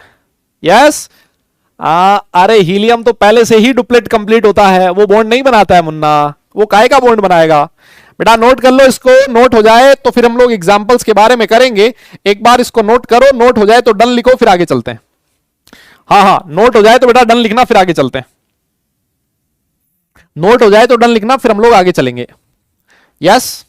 तो ऑक्टेट रूल मेरे हिसाब से बहुत आसान चीज है कि हर एक एलिमेंट ये चाहता है कि उसके वैलेंस शेल में 8 इलेक्ट्रॉन हो जाए, हाइड्रोजन ये चाहता है 2 हो जाए, है ना, सिर्फ इतना सा चीज है। अब कुछ एलिमेंट्स ऐसे होते हैं, है ना, हाइड्रोजन के लिए जैसे डुप्लेट हो गया, कुछ और भी एलिमेंट हो सकते हैं, जैसे लिथियम हो गया, लिथियम 1 इलेक्ट्रॉन लूज कर देता है, जैसे 1 इलेक्ट्रॉन लूज करेगा उसका डुप्लेट कंप्लीट हो जाएगा, है ना। तो ये आपको समझ में आ जाएगा कि कौन लूज करेगा, किसका डुप्लेट कंप्लीट होगा, किसका ऑक्टेट कंप्लीट होगा। यस यस यस, अभी एग्जांपल भी देंगे, अभी एग्जांपल भी देंगे, रुको भाई थोड़ा सा रुको, है ना, थोड़ा सा रुको, एग्जांपल भी आएगा। इससे पहले एक चीज और मैं आपको बताना चाहता हूं और वो है लुईस सिंबल, है ना। एक छोटी सी चीज और है, वो है लुईस सिंबल। देखो लुईस सिंबल क्या होता है, एक चीज मैंने आपको समझाई अभी थोड़ी देर पहले, एक चीज मैंने आपको समझाई थोड़ी देर पहले कि हमेशा बॉन्ड फॉर्मेशन जब भी होता है तो हमेशा कौन पार्टिसिपेट करता है, वैलेंस शेल के इलेक्ट्रॉन्स पार्टिसिपेट करते हैं। अब मेरा क्वेश्चन आपसे यह है, मेरा क्वेश्चन आपसे यह है कि सोडियम के वैलेंस शेल में कितने इलेक्ट्रॉन होते हैं, कौन बताएगा? यस यस यस, सोडियम के वैलेंस शेल में कितने इलेक्ट्रॉन होते हैं? आप बोलोगे सर सोडियम का इलेक्ट्रॉनिक कॉन्फ़िगरेशन होता है नियॉन 3s1, इसके वैलेंस शेल में 1 इलेक्ट्रॉन है कि नहीं है? दादा बोलना पड़ेगा, इसके वैलेंस शेल में कितना इलेक्ट्रॉन है? 1 है ना। तो लुईस ने बोला, लुईस ने इसका एक सिंबल दे दिया, लुईस ने बोला इसको आप ऐसे दिखाओ, इसके ऊपर एक डॉट बना दो, ये हो गया सोडियम का लुईस सिंबल, है ना। कुछ लोग डॉट बनाते हैं, कुछ लोग क्रॉस भी बनाते हैं, चलेगा, है ना। तो लुईस सिंबल है ये वाला कि एटम आपने लिखा, एलिमेंट का रिप्रेजेंटेशन किया, उसके ऊपर जितने वैलेंस इलेक्ट्रॉन है उतने डॉट बना दो। जैसे अगर मान लो मैं तुमसे पूछूं मैग्नीशियम, मैग्नीशियम का लुईस सिंबल बनाओ, आप बोलोगे सर मैग्नीशियम के वैलेंस शेल में कितने इलेक्ट्रॉन है? सर मैग्नीशियम के वैलेंस शेल में 2 इलेक्ट्रॉन है, तो सर इसका लुईस सिंबल हो जाएगा ये रहा, यहां पर आप 2 डॉट बना दो, खत्म।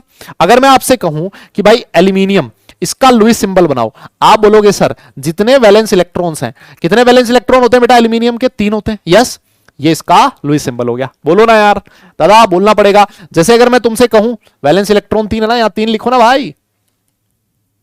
जैसे मान लो कार्बन है, अरे मेरे भाई कार्बन के वैलेंस शेल में कितना इलेक्ट्रॉन? आप बोलोगे सर 4, तो इसका लुईस सिंबल, इसके चारों तरफ 4 डॉट बना दो, या फिर 4 क्रॉस भी बना सकते हो, कोई दिक्कत नहीं है ना। ये आप लोगों ने 10th क्लास में पढ़ा होगा।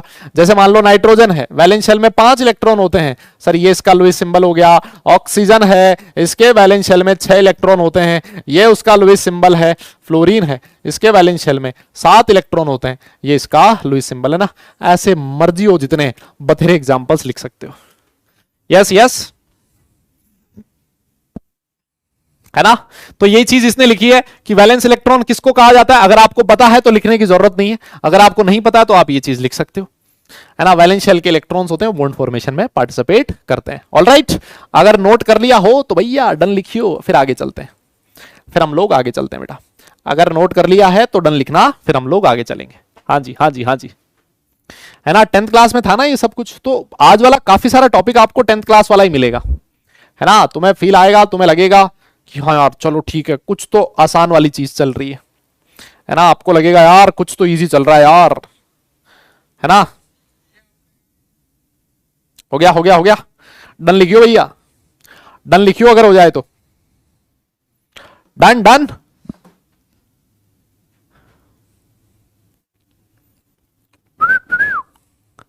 अरे हो गया ना भाई। हाँ हाँ हाँ, ठीक है ठीक है। दीज आर, अच्छा अब ये बात समझ में आती है, अब ये समझ में आता है कि ये जो लुईस सिंबल है, ये जो लुईस सिंबल है उसका एप्लीकेशन क्या है ना। आप इसको ऐसे लिख लो, सिग्निफिकेंस ऑफ लुईस सिंबल, है ना। आप यहां पर लिख लेना सिग्निफिकेंस ऑफ लुईस सिंबल। अच्छा एक बात बताओ तुम, अगर आपको किसी का लुईस सिंबल पता हो, अगर आपको किसी का लुईस सिंबल पता हो तो क्या आप उसकी वैलेंसी डिफाइन कर सकते हो क्या? भाई यार बोल ही नहीं रहे। अगर किसी का आपको लुईस सिंबल पता है तो क्या आप वैलेंसी डिफाइन कर सकते हो क्या? बोलो ना। आप लोगों को कल वाले क्लास में बताया था मैंने कैसे, देखो लुईस सिंबल से यह पता लग जाएगा वैलेंस इलेक्ट्रॉन कितने हैं, है ना। और मैंने आपको बोला था अगर नंबर ऑफ वैलेंस इलेक्ट्रॉन 4 या फिर 4 से कम हो, अगर 4 या फिर 4 से कम हो तो वैलेंसी इज इक्वल टू, याद है क्या ये फॉर्मूला? अबे गजनी तो नहीं हो, लास्ट क्लास, हाँ कल वाली क्लास में करवाया था सर, ये करवाया था ना लास्ट क्लास में, दादा बोलना पड़ेगा। यस, और अगर मान लो नंबर ऑफ वैलेंस इलेक्ट्रॉन्स 4 से ज्यादा हो number of valence electron greater than 4 हो तो वैलेंसी कितनी हो जाएगी साहब, वैलेंसी हो जाएगी sir 8 minus number of valence electron, है ना। ये नॉर्मल जनरल वैलेंसी है, इसके अलावा भी बेटा हो सकती है ना, इसके अलावा भी एक्सेप्शंस हो सकते हैं। हम लोग इस चैप्टर में जैसे जैसे आगे बढ़ते जाएंगे वैसे वैसे आपको समझ में आता जाएगा, है ना। तो देखो इसने क्या लिखा है सिग्निफिकेंस में कि जो नंबर ऑफ डॉट्स होते हैं अराउंड द सिंबल, उससे क्या पता लगता है, नंबर ऑफ वैलेंस इलेक्ट्रॉन का पता लगता है। और वैलेंस इलेक्ट्रॉन की हेल्प से कैलकुलेट द कॉमन और ग्रुप वैलेंसी, है ना। आप लोग उस एलिमेंट के ग्रुप की वैलेंसी डिफाइन कर सकते हो, और जो वैलेंसी कितनी होती है, या तो is generally either equal to number of dots in Lewis symbol और 8 minus the number of dots. देखो ये दो केसेस है ना, या तो नंबर ऑफ डॉट्स के इक्वल या फिर 8 माइनस नंबर ऑफ डॉट्स के इक्वल। बोलो बोलो बोलो, सब समझ में आ रहा है? Yes yes yes yes yes, note कर लो बेटा, नोट कर लो, जल्दी से नोट करो इसको, है ना। आप चाहो तो ये वाला स्टेटमेंट छोड़ सकते हो, है ना, ये दो लिख के और फिर ये लिख लेना, क्योंकि ये जो स्टेटमेंट है वो यही तो लिखा हुआ है ना, जो स्टेटमेंट है वो यही तो लिखा हुआ है। यस यस यस यस, हाँ, तो ये दो लाइन लिख के फिर ये डायरेक्ट आप लिख सकते हो। Clear clear clear clear, yes, बहुत आसान है बेटा, बहुत आसान है ना। तो फटाफट से नोट कर लो, नोट कर लो भाई, नोट कर लो।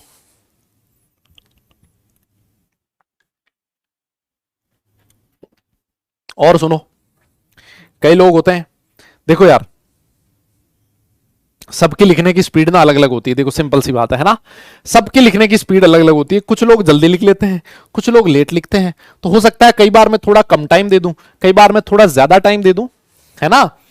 तो अब ना उसको दिल पे मत लेना, साला मैं तो लिख ही नहीं पाता हूं और ये सर हटा देते हैं एकदम से स्क्रीन से। कई लोग गुस्से में आ जाते हैं, है ना, कई लोग गुस्से में आ जाते हैं, फिर मुझे मैसेज करते हैं इंस्टाग्राम पे, कई लोग मुझे मैसेज करते हैं टेलीग्राम पे कि सर आप ना लिखने का टाइम नहीं देते हो, सर हमारा ना इतना टाइम खराब हो जाता है सर, उसके बाद हम लोग घर पे बैठ के लिखते हैं। मैं कहता हूं यार ठीक है, जब घर पे बैठ के लिख रहा है तो टाइम खराब नहीं है भाई, वो तू रिवाइज कर रहा है, एक तरह से तेरा रिविजन हो रहा है ना, है ना। तो अगर आप मान लो आप टाइम पे नहीं लिख पाओ ना, ठीक है, तो उसको भैया ज्यादा नाराजगी मत रखियो यार, मतलब ऐसे, है ना, ऐसे नाराज मत होना कि सर लिखने का टाइम नहीं दे रहे हो, मतलब वो नाराज होके तुम अपनी सेहत खराब करोगे और दिक्कत तो ये ना, तुम नाराज भी हो जाओगे, मुझे पता और नहीं लगेगा, है ना। और एक बात सोचो, एक बात सोचो, अगर मान लो आप किसी से नाराज हो और साला उसको पता ही नहीं है कि आप उससे नाराज हो, ओ भाई ऐसी नाराजगी का कोई फायदा नहीं है ना। और फिर ज्यादा गुस्सा आता है इंसान को कि साला मैं इससे नाराज हूं और इसको पता भी नहीं है, तो फिर वो दिखाने की कोशिश करता है कि मैं तेरे से नाराज हूं।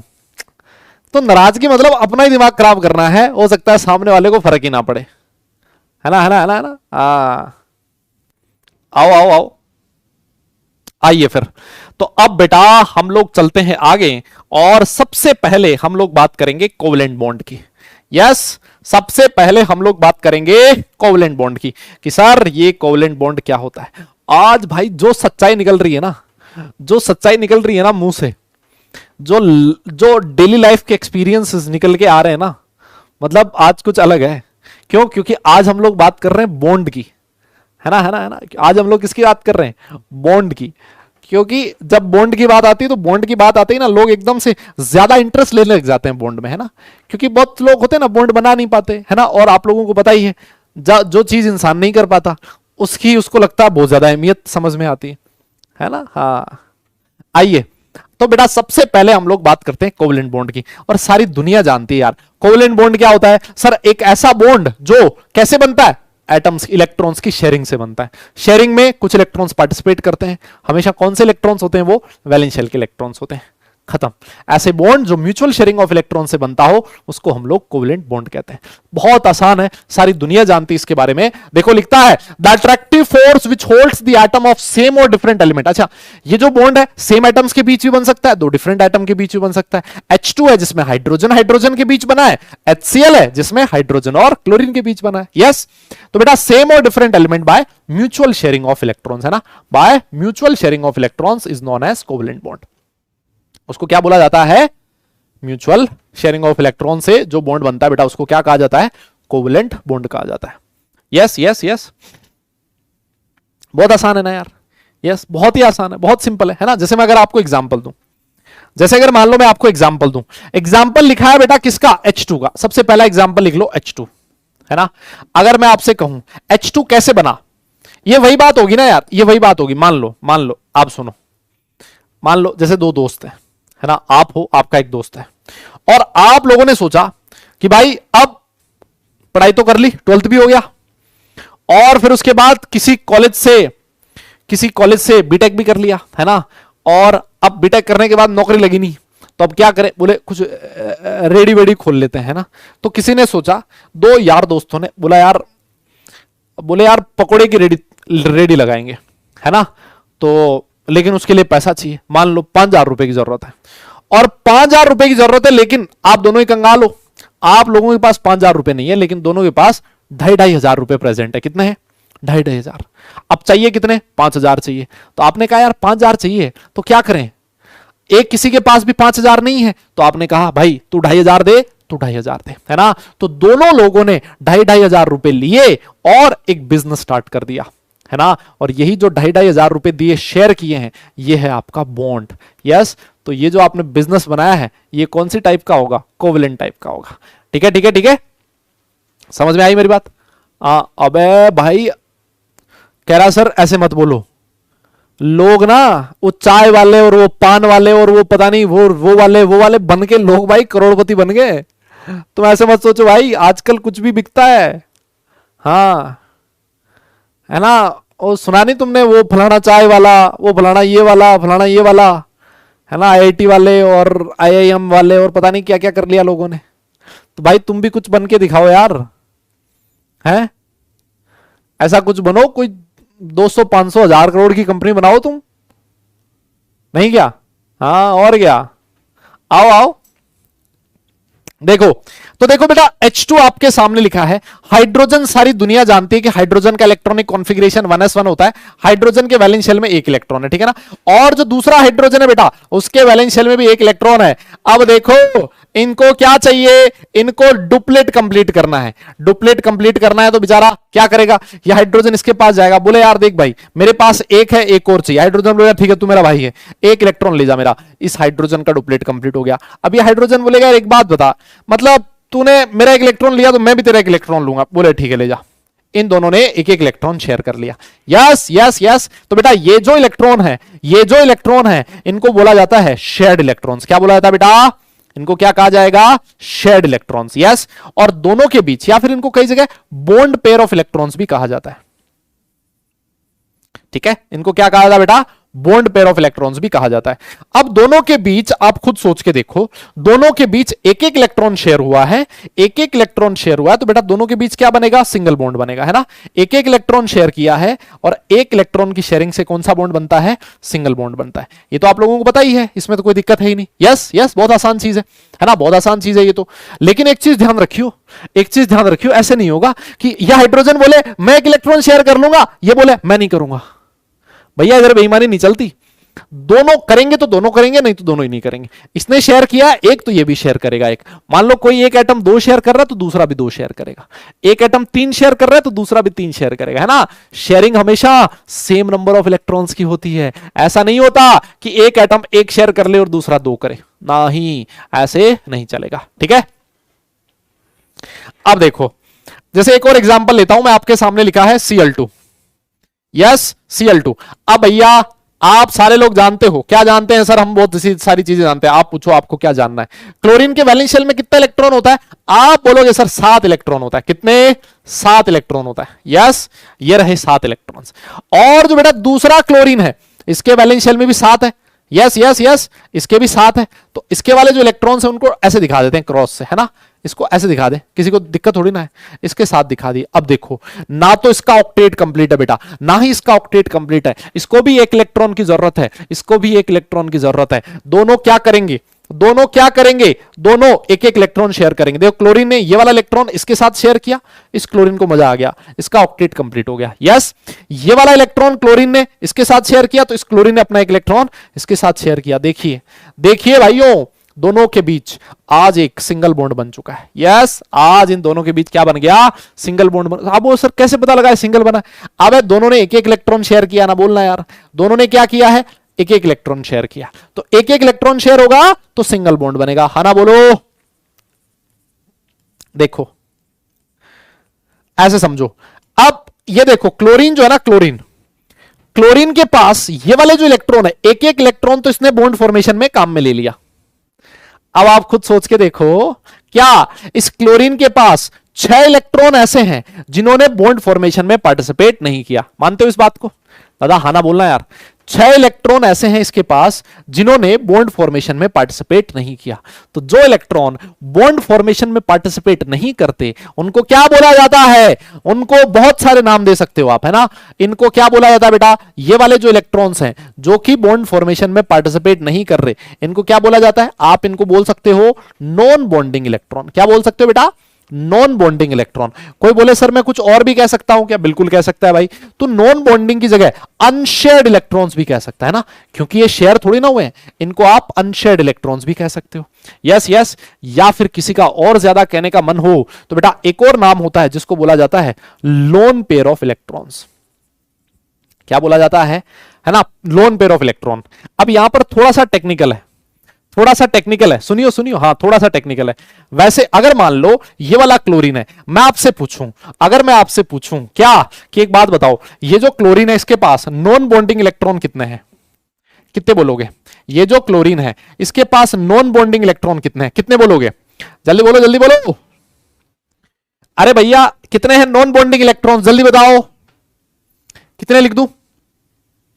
कितने लिख दूं? कितने? हाँ 6 लिख देते हैं। बहुत बढ़िया बेटा, आप लोगों ने कहा सर 6 लिख दो, लिख दिया 6। अगर मैं तुमसे पूछूं बताओ इस क्लोरीन के पास लोन पेयर ऑफ इलेक्ट्रॉन कितना है? इस क्लोरीन के पास लोन पेयर ऑफ इलेक्ट्रॉन कितना है तो कितना बोलोगे?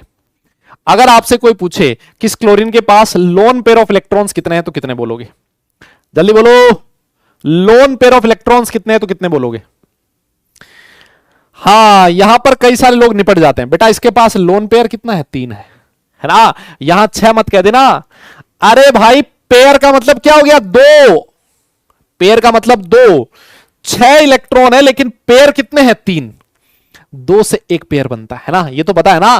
पेयर 2 लोगों से बनता है और भगवान ना करे किसी का सिंगल का पेयर बने, है ना। बहुत मुश्किल हो जाता है भाई उम्र काटना। तो पेयर 2 लोगों का बनता है। यस तो बेटा 6 नॉन बॉन्डिंग इलेक्ट्रॉन है तो लोन पेयर कितने हो जाएंगे? 3 हो जाएंगे, है ना। इस बात को याद रखिए। Yes yes yes. और बेटा ये जो आपने स्ट्रक्चर्स बनाई है ना ऐसी, इनको क्या बोला जाता है? इनको बोला जाता है लुईस डॉट स्ट्रक्चर्स। इनको क्या बोला जाता है बेटा? लुईस स्ट्रक्चर्स या फिर लुईस डॉट स्ट्रक्चर्स भी कह सकते हो। दोनों में से आपकी श्रद्धा है, जो आपका मन हो वो कह दो, है ना, है ना, है ना। ठीक है, ठीक है, हाँ ठीक है। इसको नोट करना बेटा, नोट हो गया तो डन लिखना, फिर आगे चलते हैं। इसको नोट करना, और अगर नोट हो गया हो तो डन लिखना, फिर आगे चलते हैं। नोट कर लो, और अगर नोट हो गया तो डन लिखना, फिर आगे चलेंगे, है ना। तो देखो ये तो सिंगल बॉन्ड की हम लोगों ने बात कर ली, है ना। सिंगल बॉन्ड की हम लोगों ने बात कर ली। अब हम लोग थोड़ा सा आगे चलते हैं और डबल बॉन्ड की बात करते हैं, है ना। अब हम लोग डबल बॉन्ड की बात करते हैं बेटा। लिखो लिखो, नोट करो, देखिए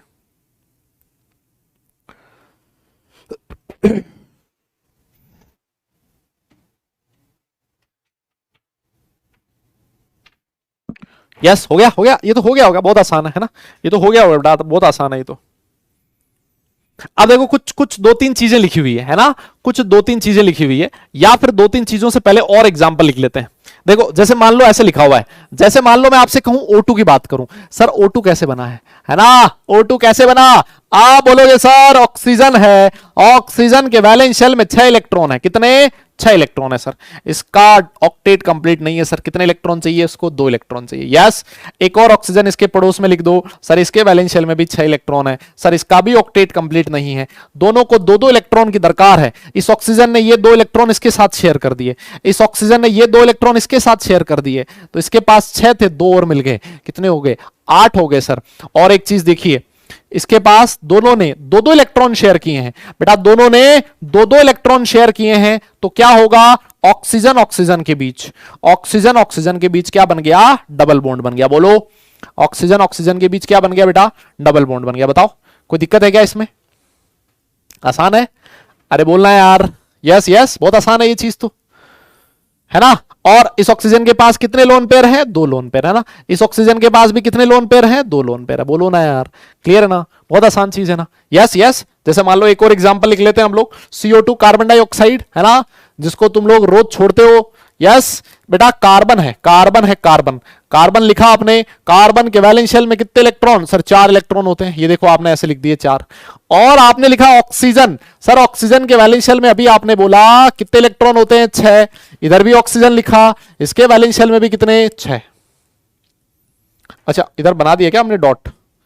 इधर ये किया तो इधर डॉट बनाओ भाई। यस यस यस बोलो।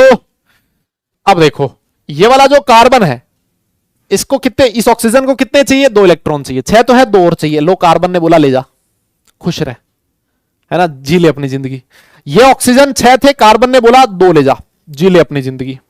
अब कार्बन के पास 4 थे और कार्बन इतना दानी है, चारों के चारों इलेक्ट्रॉन शेयर कर दिए। जब चारों के चारों इलेक्ट्रॉन शेयर कर दिए तो भैया अच्छे लोगों के साथ अच्छा होता है, लेकिन सिर्फ केमिस्ट्री में होता है ना। आजकल की मतलब दुनिया ऐसी है जहां नहीं होता।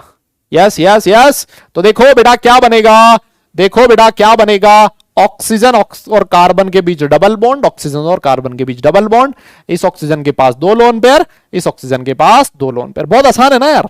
अब ये सारी चीजें क्योंकि तुमने पढ़ रखी है इसलिए तुम्हें आसान लग रही है। यस यस यस, है ना, है ना, है ना, बहुत आसान है। अरे बोलो ना यार। यस बेटा बोलो। अब इसके बाद देखो एक और एग्जांपल लेता हूं। जैसे मान लो मैंने लिखा है N2, सारी दुनिया जानती है N2 के बारे में, नाइट्रोजन। अरे बाबा नाइट्रोजन के वैलेंस शेल में कितना इलेक्ट्रॉन? सर आप बोलोगे 5 इलेक्ट्रॉन। अबे फालतू की बकवास ना ही करो, पढ़ लो, अभी पढ़ लो। ये आसान आसान चीज चल रही है ना, तुम्हें मजा आ रहा है सर? मजा आ रहा है सर, मतलब है ना, सब समझ में आ रहा है। ये तो सर पढ़ा हुआ है हमारा, है ना।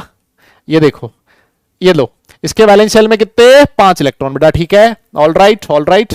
अब देखो दोनों को 3-3 इलेक्ट्रॉन की दरकार थी। यस, नाइट्रोजन ने अपने 3 इलेक्ट्रॉन इसके साथ शेयर किए, 3 इलेक्ट्रॉन इसके साथ शेयर किए। मजा आ गया सर, मजा आ गया सर। क्या हुआ? नाइट्रोजन नाइट्रोजन के बीच सर बन गया ट्रिपल बॉन्ड, और दोनों नाइट्रोजन के बीच एक एक लोन पेयर प्रेजेंट है ना। तो ये हो गया कौन सा बॉन्ड? Triple bond. बोलो बोलो बोलो बोलो। यस, आसान है ना यार भाई लोगों, आसान है ना यार। यस, बहुत सिंपल है, बहुत सिंपल है ना, है ना। जैसे मान लो एक और एग्जांपल दे दूं, HCN। HCN नाम सुना आपने? हाइड्रोसाइनिक एसिड बोलते हैं इसको, HCN। यस, अब यहां पर देखो ये कैसे बनाए, देखो देखो, मैंने बीच में बना दिया कार्बन। थोड़ा दिमाग लगाना पड़ता है। कार्बन के इधर लिखा है मैंने नाइट्रोजन, और इधर लिखा है मैंने हाइड्रोजन।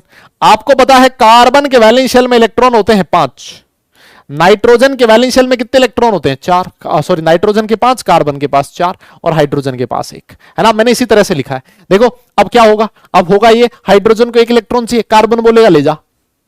इस नाइट्रोजन को 3 इलेक्ट्रॉन चाहिए, कार्बन बोलेगा ले जा। अब कार्बन ने टोटल कितना दिया? 4 दिया, तो इसको 4 वापस भी मिलेगा, है ना। इधर बेईमानी नहीं चलती। तो देखो हाइड्रोजन और कार्बन के बीच, इसके बीच तो एक एक इलेक्ट्रॉन शेयर हुआ ना बेटा, तो यहां पर बनेगा सिंगल बॉन्ड। और कार्बन और नाइट्रोजन के बीच 3-3 इलेक्ट्रॉन शेयर हुए हैं, तो इनके बीच बनेगा ट्रिपल बॉन्ड। बात समझ में आई? यस यस यस यस, बोलो बेटा। अरे बोलो ना यार, यहां तक आपको मेरी बात समझ में आ रही है? यस, हाँ जी,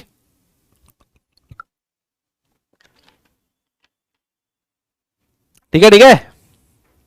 अच्छा, अगर मैं तुम्हें कुछ होमवर्क दूं, अगर मैं तुम्हें कुछ होमवर्क दूं तो कर लोगे क्या तुम? है भाई, अगर मैं तुम्हें कुछ होमवर्क दे दूं तो कर लोगे क्या? कर लोगे क्या? पक्का कर लोगे? सोच लो एक बार। नोट कर लिया क्या? नोट कर लिया? नोट कर लिया? Yes yes. अबे ये तो नोट कर लिया होगा। ये तो बहुत, अरे बहुत सिंपल है यार। यस यस, आओ देखो, मैं कुछ होमवर्क दे रहा हूं तुम्हें, है ना। होमवर्क दे रहा हूं, होमवर्क। कुछ कुछ स्ट्रक्चर्स तुम्हें बनाने की कोशिश करनी है ना, कुछ स्ट्रक्चर्स तुम्हें बनाने की कोशिश करनी है। हालांकि ये तुमने बनाया हुआ होगा पहले, सिर्फ तुम्हारी पुरानी यादें ताजा कर रहा हूं, है ना। तुम, कुछ लोग बोलेंगे सर पुरानी यादें मत ताजा करो, वो मतलब जख्म पे वो बोलते हैं ना, क्या नमक मत छिड़को आप हमारे। यस, आप बनाना बेटा Cl4 और CCl4 भी बना लेना, आप लोग PCl3 भी बना लेना, ठीक है। और क्या बनाओगे? और आप ना CH3OH भी बना लेना, ठीक है। और आप ना C2H4 भी बना लेना, और आप लोग C2H2 भी बना लेना। इतने बना लेना, बस मजा आ जाएगा इतने में। इतने बना लोगे ना, इतने में तुम्हें काफी हद तक समझ में आ जाएगी कहानी। यस यस यस यस यहां तक तो तुम्हें काफी हद तक समझ में आ जाएगी कहानी। कर लोगे क्या? यस यस, कर लोगे क्या दादा? ये नोट कर लियो, है ना, नोट कर लियो, करके लाना अगली क्लास में। जितनी ज्यादा स्ट्रक्चर्स खुद से बनाने की कोशिश करोगे ना, जितनी ज्यादा स्ट्रक्चर्स खुद से बनाने की कोशिश करोगे उतना ही ज्यादा मजा आएगा, है ना। जितनी ज्यादा स्ट्रक्चर्स खुद से बनाने की कोशिश करोगे आपको उतना ज्यादा मजा आएगा पढ़ने में, है ना। क्योंकि आगे चल के हमें स्ट्रक्चर्स बनानी है। मैं ऐसे बोलूंगा इसकी स्ट्रक्चर ऐसी है ना, अब तुम शक्ल देखोगे फिर बोले यार ये साला कैसे हुआ, यहां पे, है ना, यहां पे ये सारी चीजें हम लोग यहां बना लेंगे। अब देखो कुछ छोटी छोटी चीजें थी जो मैं आप लोगों को बताना चाह रहा था। देखो ये क्या लिखता है, each bond is formed as a result of sharing of an electron pair between the atom. सारी दुनिया जानती है बॉन्ड बनने के लिए कम से कम एक एक इलेक्ट्रॉन को शेयर होना जरूरी है ना। तो जो पॉइंट्स लिखे हैं मैं आपको समझाना चाहता हूं। Each combining atom contributes at least one electron to the shared. Obvious ही बात है ना यार, एटलीस्ट वन इलेक्ट्रॉन तो शेयर करेगा ना। अगर वन इलेक्ट्रॉन शेयर नहीं करेगा तो कैसे बॉन्ड बनेगा भैया? यस यस, बॉन्ड नहीं बनेगा। यस, बहुत बढ़िया बेटा। और देखो लिखता है the combining atoms attain the outer shell noble gas configuration as a result of the sharing of electrons. अरे भैया शेयरिंग ऑफ इलेक्ट्रॉन तो हो ही इसलिए रही थी, भाई बोल ही नहीं रहा कोई।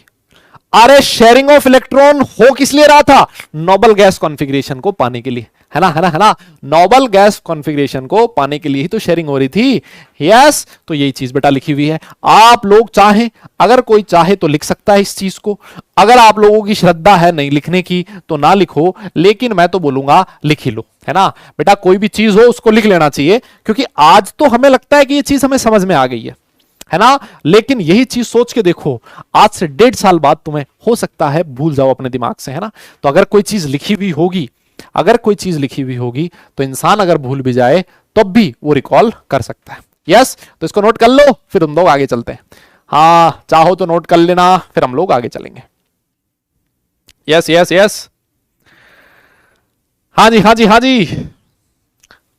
अरे नोट कर लो। अरे श्रद्धा के पीछे क्यों पड़े हो यार तुम?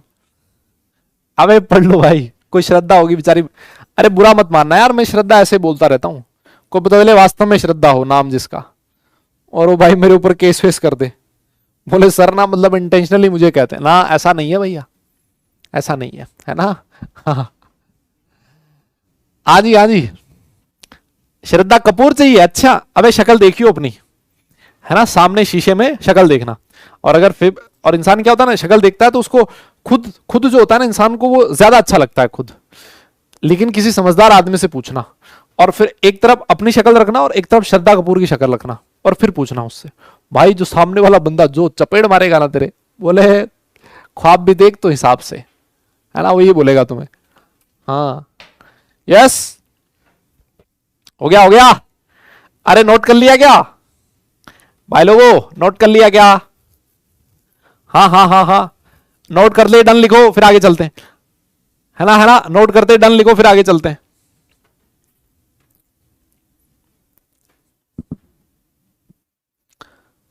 भाई ये चैप्टर बहुत सीरियस चैप्टर है, मैं पहले ही बता रहा हूं तुम्हें, बहुत सीरियस किस्म की टॉपिक्स हैं। ये तो अभी तुम्हें समझ में आ रहा बस ऐसे ही, क्योंकि बहुत आसान चीज चल रही है।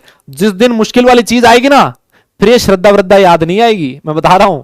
आज तो याद आ रही है, क्योंकि आज तो मजा सा आ रहा है सर। हाँ सर, एकदम बढ़िया बढ़िया चीजें चल रही है। देखो क्या लिखा है, देखो ये वाली बहुत बढ़िया लाइन लिखी है। मैं आपसे बोल रहा था ना, the atoms involve in the bond formation contribute equal number of electrons. ये प्यारी लाइन लिखी है, ये आपने बहुत सही बात बोली, इक्वल नंबर ऑफ इलेक्ट्रॉन। मैं बोल रहा था ना, अगर एक एटम एक शेयर करेगा तो दूसरा भी एक शेयर करेगा, एक एटम 2 शेयर करेगा तो दूसरा भी 2 करेगा, एक एटम 3 करेगा तो दूसरा भी 3 करेगा। बेईमानी नहीं चलती, इधर इक्वल नंबर ऑफ इलेक्ट्रॉन्स की शेयरिंग होती है ना। ये सबसे पहली चीज। और देखो इसने लिखा है बॉन्ड पेयर ऑफ इलेक्ट्रॉन्स क्या होते हैं? बॉन्ड पेयर ऑफ इलेक्ट्रॉन्स का मतलब है the shared pair of electrons, है ना। ऐसे shared pair of electrons which are responsible for the formation of chemical bonds. हाँ, इसको भी लिखना है बेटा, ये तो लिखना ही है, ये तो इंपॉर्टेंट चीज है। ऐसे शेयर्ड पेयर ऑफ इलेक्ट्रॉन्स जिसकी वजह से बॉन्ड बना है, जिनकी वजह से बॉन्ड बना है, उनको क्या कहा जाता है? बॉन्ड पेयर ऑफ इलेक्ट्रॉन्स कहा जाता है।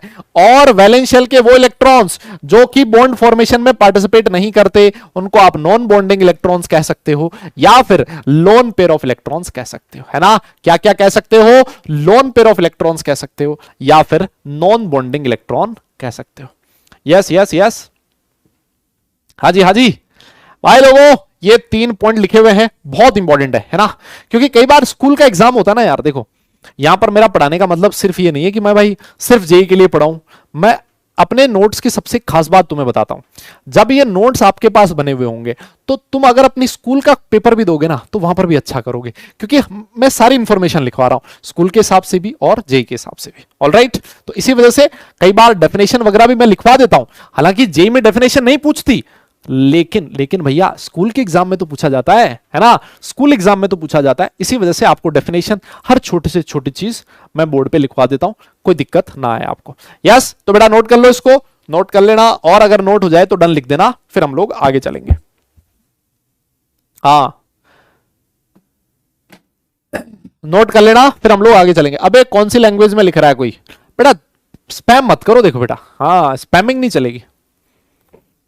ऐसे ऐसे अगर आप स्पैम करोगे ना, तब मैं फिर एकदम से सीरियस होके पढ़ाने लग जाऊंगा। हाँ, एकदम से सीरियस होके, फिर तुम्हें पसंद नहीं आएगा, तुम बोलोगे अरे यार ये तो गड़बड़ हो गई बात, है ना, है ना। हाँ,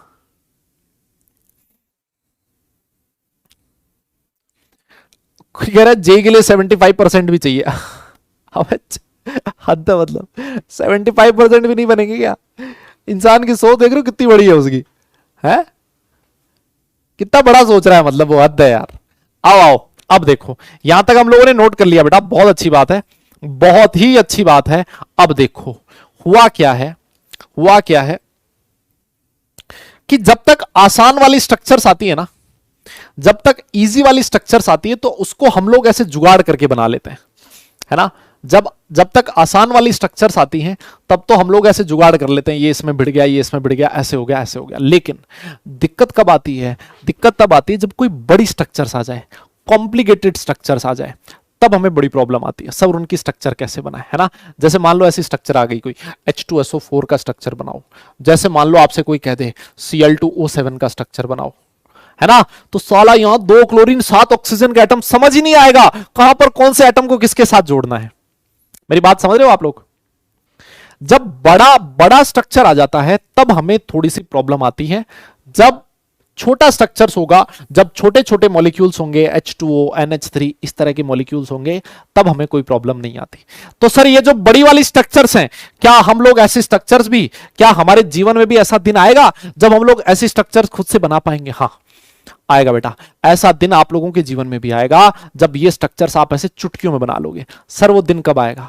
वो दिन आज आएगा, कल आएगा, 2 दिन हम लोग प्रैक्टिस करेंगे। मैं आपको एक ट्रिक देने वाला हूं, सुनियो क्या कह रहा हूं, एक ट्रिक दे रहा हूं, है ना, थोड़ी सी लंबी ट्रिक है ना, एक मेथड है, वो अपने आप में ट्रिक नहीं है, मेथड को ट्रिक बना दिया गया है। एक मेथड दे रहा हूं, उस मेथड से आप लोग कोई भी स्ट्रक्चर हो उसको बड़े आराम से बना सकते हो।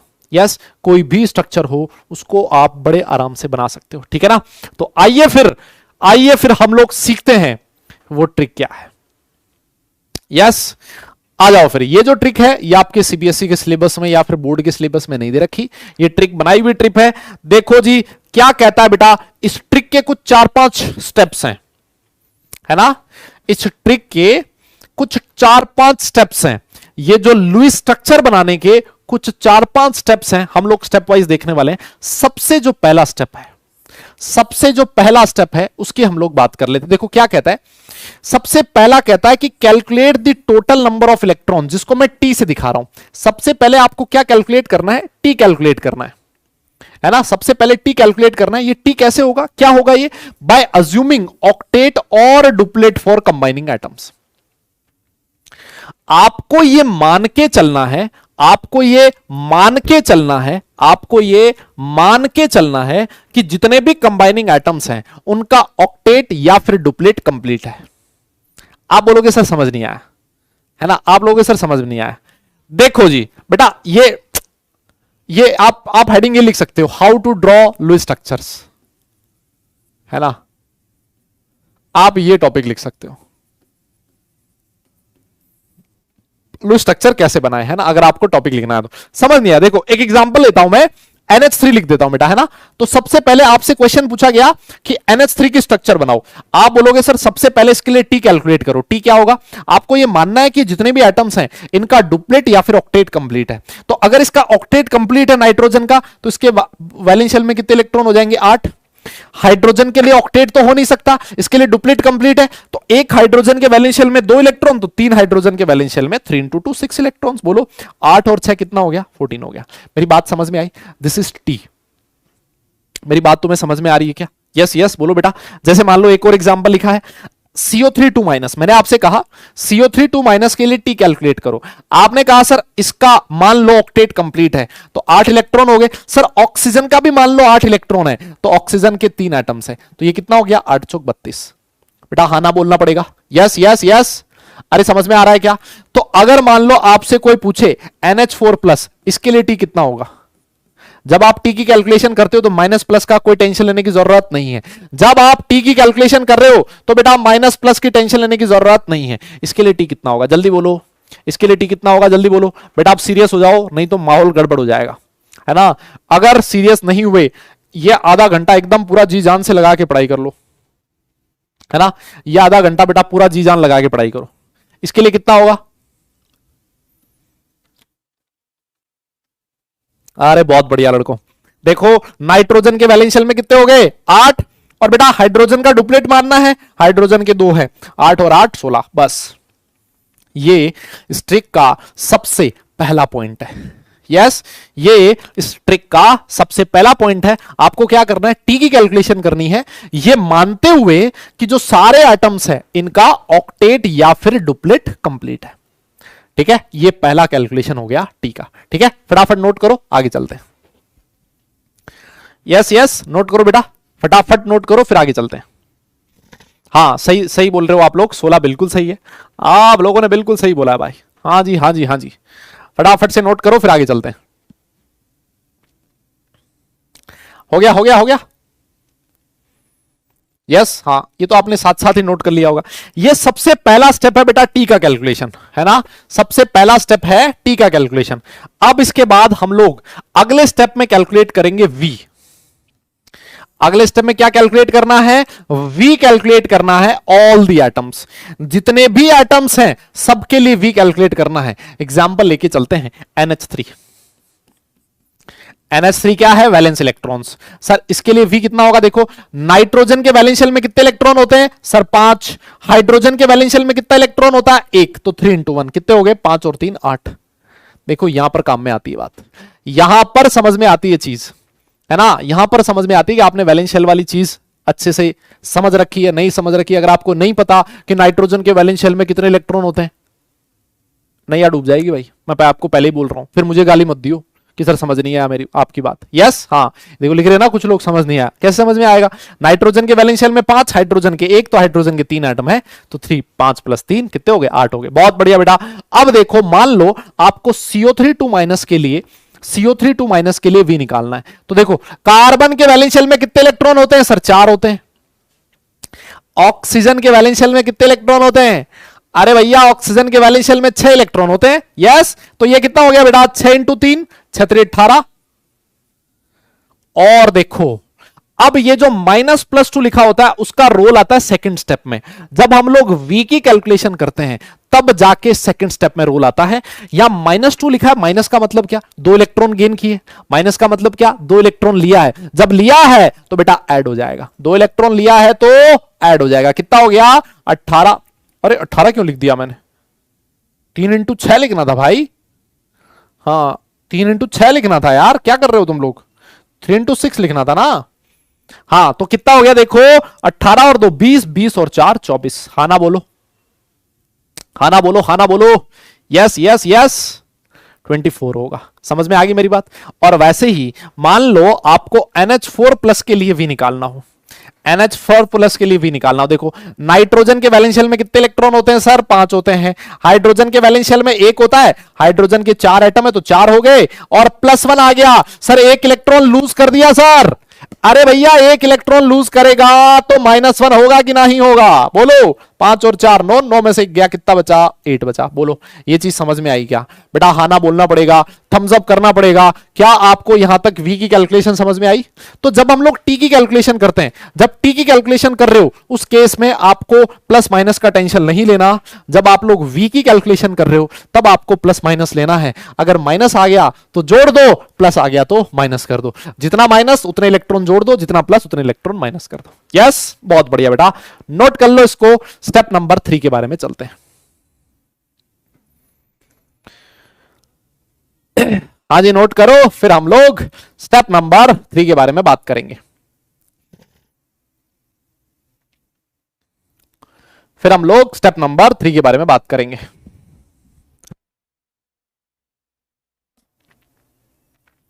हो गया?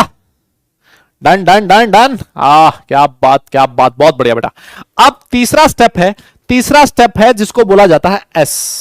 हमें एस की कैलकुलेशन करनी है। एस की कैलकुलेशन कैसे होगी? एस की कैलकुलेशन कैसे होगी? टी में से वी को माइनस कर दो। अच्छा सर, अभी देखो आपको ऐसा लगेगा कि ये मेथड बहुत लंबा है, लेकिन नहीं, जब आप लोग प्रैक्टिस करोगे ना तब नहीं होगा ऐसा। आपको लग रहा है कि मेथड लंबा है, लेकिन नहीं। देखो, आप अगर मान लो NH3 की बात करो तो NH3 के लिए बेटा S का वैल्यू कितना होगा, T माइनस वी। देखो NH3 के लिए T कितना था 14 और V कितना था 8, है ना। 14 माइनस 8, 14 माइनस 8 कितना हो गया, 6 हो गया। जैसे आप लोगों ने 6 निकाला, आपको यह पता लग जाएगा, आपको यह पता लग जाएगा कि इस NH3 की स्ट्रक्चर में कितने बॉन्ड्स बनेंगे। भाई ये कितनी जबरदस्त इंफॉर्मेशन होती है। आपको यह पता लग जाए कि इसकी स्ट्रक्चर में कितने बॉन्ड्स बनेंगे, S/2। अगर 6 एट V की वैल्यू, S की वैल्यू 6 आई है तो बॉन्ड हो जाएंगे 6/2 इज इक्वल टू 3। मतलब NH3 की स्ट्रक्चर में तीन बॉन्ड बनेंगे। देखो कितनी जबरदस्त इंफॉर्मेशन आपको पता लगी है, कितनी जबरदस्त इंफॉर्मेशन आपको पता लगी है। यस, जैसे मान लो मैं बात करूं CO3 माइनस की, इसके लिए S की वैल्यू निकालनी है ना। तो CO3 माइनस के लिए बेटा T का वैल्यू था 32। यस, CO3 माइनस के लिए बेटा V का वैल्यू था 24। कितना हो गया सर, कितना हो गया, 24 और 8 32 सर। इसकी स्ट्रक्चर में नंबर ऑफ बॉन्ड्स हो जाएंगे सर 8/2 इज इक्वल टू 4। कितनी बड़ी इंफॉर्मेशन आपको पता लग रही है, कितनी बड़ी इंफॉर्मेशन आपको पता लग रही है। आप स्ट्रक्चर में ये बता पा रहे हो कि कितने बॉन्ड बनेंगे, देख रहे हो आप, जबरदस्त। Yes yes yes. अरे बेटा S की वैल्यू ऑड नहीं आएगी, तुम चिंता मत करो। आओ आओ आओ। और जिनके लिए ऑड आएगी उनके लिए आप लोग लुईस स्ट्रक्चर नहीं बना सकते। और देखो NH4 प्लस की बात कर लेते हैं बेटा, है ना। NH4 प्लस की बात कर लेते हैं। ये हो जाएगा 8 माइनस, ये कितना था बेटा, सॉरी 16 माइनस, है ना, 16 था ना बेटा। इसके लिए 16 और 16 में से V को माइनस कर दो 8, तो ये भी कितना होगा, 8 होगा सर। और इसकी स्ट्रक्चर में भी कितने बॉन्ड होंगे, 4 बॉन्ड हो गए। देख रहे हो कितनी प्यारी इंफॉर्मेशन है यार, भाई कितना जबरदस्त इंफॉर्मेशन है यार। यस यस, समझ में आई मेरी बात? ठीक है ठीक है ठीक है ना। तो अब आपको इनिशियली करना क्या है, T और V निकालना है। T और V निकालने के बाद, T और V निकालने के बाद आएगा S। S क्या होगा, T माइनस V। और जैसे S निकला नंबर ऑफ बॉन्ड्स हो जाएंगे S/2, है ना। नोट करियो नोट करियो नोट करियो, फिर आगे चलेंगे बेटा। नोट करियो, फिर हम लोग आगे चलेंगे। नोट करो, फिर आगे चलते हैं बेटा, है ना है ना है ना है ना। यस यस, वाह हुआ। अभी देखो, अभी इसके बेसिस पे जब मैं तुम्हें स्ट्रक्चर्स बनवाऊंगा ना, इसके बेसिस पे जब मैं तुम्हें स्ट्रक्चर्स बनवाऊंगा ना, तब तुम्हारा दिल खुश हो जाएगा। मैं बता रहा हूं तुम्हें, जब मैं स्ट्रक्चर्स बनवाऊंगा ना तब तुम्हारा दिल खुश ना हो जाए तो मुझे बोलिए तुम। हाँ,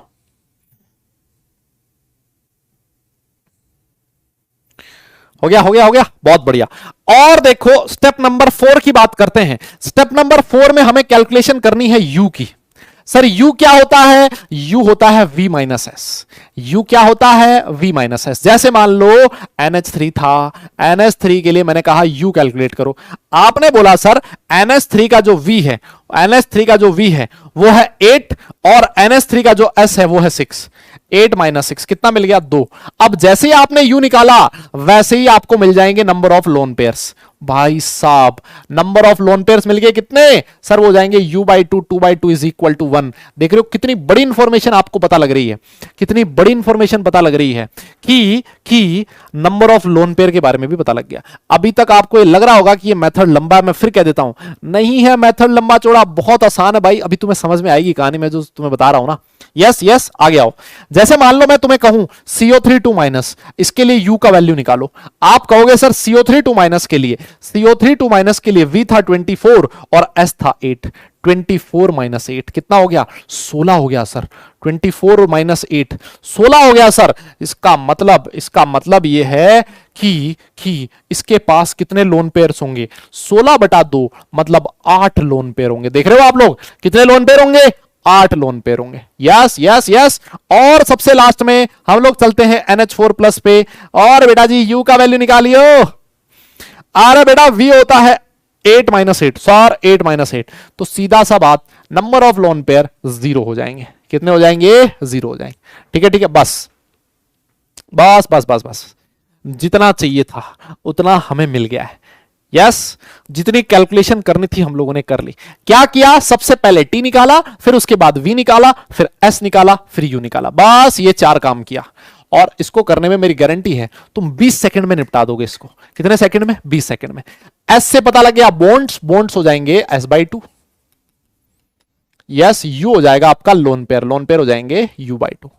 बस सारी इंफॉर्मेशन आपके पास है, सारी इंफॉर्मेशन आपके पास है ना, सारी इंफॉर्मेशन आपके पास है। यहां तक नोट कर लिया तो अभी तक आपको यह पता लगा है कि इसकी स्ट्रक्चर में कितने बॉन्ड बनेंगे और इसकी स्ट्रक्चर में कितने लोन पेयर्स प्रेजेंट होंगे। अब देखो सबसे लास्ट पॉइंट के बारे में हम लोग बात करते हैं।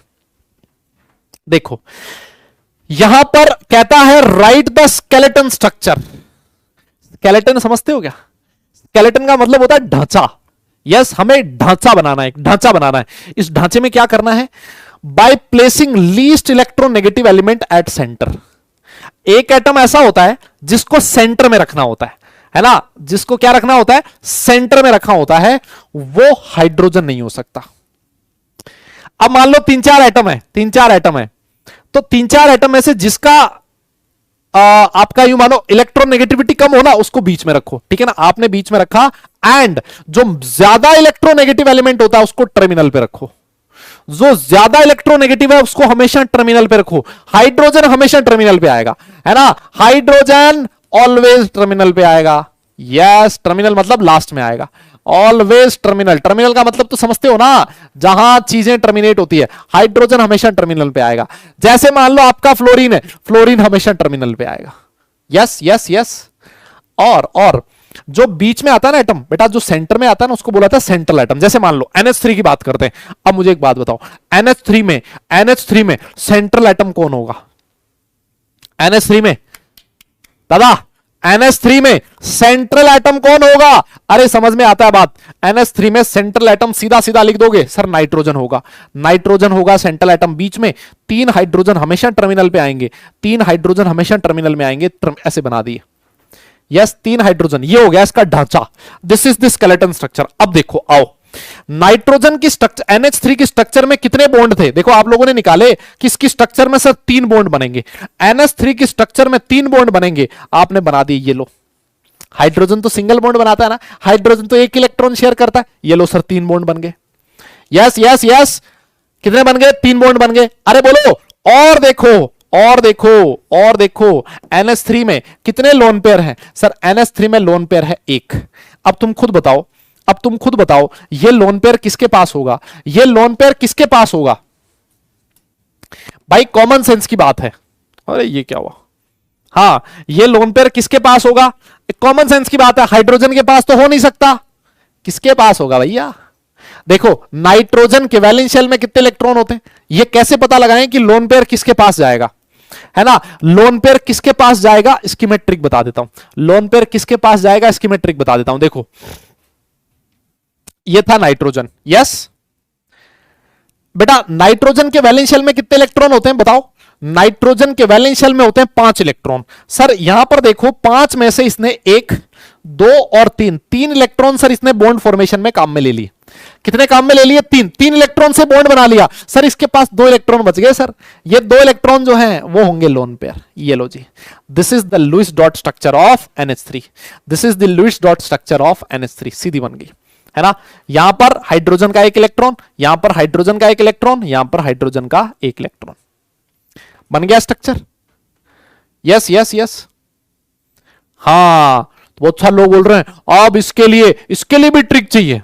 अभी रुको तुम, अभी रुको तुम, है ना। किसके लिए चाहिए किसके लिए नहीं चाहिए अभी समझ में आएगा तुम्हें। यस यस यस, और देखो CO3 2- बनाया था, जल्दी से बताओ CO3 2- में सेंट्रल एटम कौन होगा? जल्दी बताओ, CO3 2- में सेंट्रल एटम कौन होगा? बीच में कौन से एटम को रखें? बीच में कौन से एटम को रखें? सर सीधी सी बात है, सीधी सी बात है, कार्बन की इलेक्ट्रॉन नेगेटिविटी कम होती है, कार्बन बीच में आएगा, इसके चारों तरफ 3 ऑक्सीजन आएंगे। लो जी, ये बन गया स्केलेटन। ये क्या बन गया बेटा? स्केलेटन। ये क्या बन गया? स्केलेटन। और देखो CO3 2- में आप लोगों ने कैलकुलेट किया, CO3 2- में कितने बॉन्ड थे? देखो ये रहे, CO3 2- में 4 बॉन्ड है, ठीक है। तो 4 बॉन्ड है, तो आपने क्या किया, पहले एक एक बॉन्ड बना दिया, 1 2 3, आपने 3 बॉन्ड बना दिए। सर 1 बॉन्ड अभी और बाकी है, तो ऑब्वियस सी बात है कहीं पर भी बना दो, आपकी मर्जी। मैंने दूसरा बॉन्ड यहां बना दिया, कार्बन ऑक्सीजन के बीच डबल बॉन्ड बना दिया। यस भाई, 4 बॉन्ड थे, आपकी मर्जी है यहां बना दो, आपकी मर्जी है यहां बना दो, मैंने यहां बना दिया। और देखो इसके पास कितने लोन पेयर थे? सर हमने कैलकुलेट किया, इसके पास 8 लोन पेयर थे। कितने थे? 8 लोन पेयर थे। तो अगर 8 लोन पेयर हैं, अब तुम ये बताओ, लोन पेयर डिस्ट्रीब्यूट करना सबसे मुश्किल काम होता है ना। लोन पेयर डिस्ट्रीब्यूट करना सबसे मुश्किल काम होता है, लोग इसमें गलती कर देते हैं। यहां पर देखो कैसे डिस्ट्रीब्यूट करें। कार्बन के वैलेंस शेल में कितने इलेक्ट्रॉन होते हैं? कार्बन के वैलेंस शेल में सर 4 इलेक्ट्रॉन होते हैं ना सर। चारों के चारों इलेक्ट्रॉन देखो, 1 2 3 4, इसने अपने चारों इलेक्ट्रॉन बॉन्ड फॉर्मेशन में काम में ले लिए। ऑक्सीजन के वैलेंस शेल में 6 इलेक्ट्रॉन होते हैं, लेकिन 6 में से सर इसने सिर्फ और सिर्फ 1 और 2 ही इलेक्ट्रॉन बॉन्ड फॉर्मेशन में काम में लिए हैं। यस सर, इसका मतलब यह है इसके पास 2 लोन पेयर बचे हुए हैं। यस यस यस, मेरी बात समझ में आई क्या? इसके पास 2 लोन पेयर बचे हुए। अब 2 लोन पेयर यहां दे दिए, अभी भी कितने लोन पेयर बचे? टोटल 8 लोन पेयर थे ना इसके पास। अरे भाई CO3 2- की स्ट्रक्चर में टोटल कितने लोन पेयर थे? 8 थे। यस, टोटल लोन पेयर थे 8, तो 2 आपने इसमें दे दिए, बाकी जो 6 बच गए आपने क्या किया, दोनों ऑक्सीजन को 3-3 लोन पेयर दे दिए। दोनों ऑक्सीजन को 3-3 लोन पेयर दे दिए, है ना। दोनों ऑक्सीजन को 3-3 लोन पेयर दे दिए। अब आप में से कई लोग बोलेंगे सर एक बात बताओ, ऑक्सीजन के वैलेंस शेल में 6 इलेक्ट्रॉन होते हैं, ऑक्सीजन के वैलेंस शेल में तो 6 इलेक्ट्रॉन होते हैं। यहां पर देखो सर 1 2 3 4 5 6 तो है ही, और 1 इलेक्ट्रॉन इसने बॉन्ड फॉर्मेशन में ले रखा है। यहां तो सर ऑक्सीजन के पास 7 इलेक्ट्रॉन दिख रहे हैं हमें। सर ऑक्सीजन के पास तो 6 ही होना चाहिए। यहां पर भी देखो सर 1 2 3 4 5 6, सर यहां पर 7 इलेक्ट्रॉन दिख रहे हैं। सर होना तो 6 ही चाहिए था। अरे दादा, हाँ समझ में आई मेरी बात? अरे भाई इसके पास भी 1 इलेक्ट्रॉन ज्यादा है, इसके पास भी 1 इलेक्ट्रॉन ज्यादा है, भाई होना ही था। इसके ऊपर भी नेगेटिव है, इसके ऊपर भी नेगेटिव है, इसने 1 एक्स्ट्रा ले रखा है, इसने 1 एक्स्ट्रा ले रखा है, तभी तो 2- आएगा।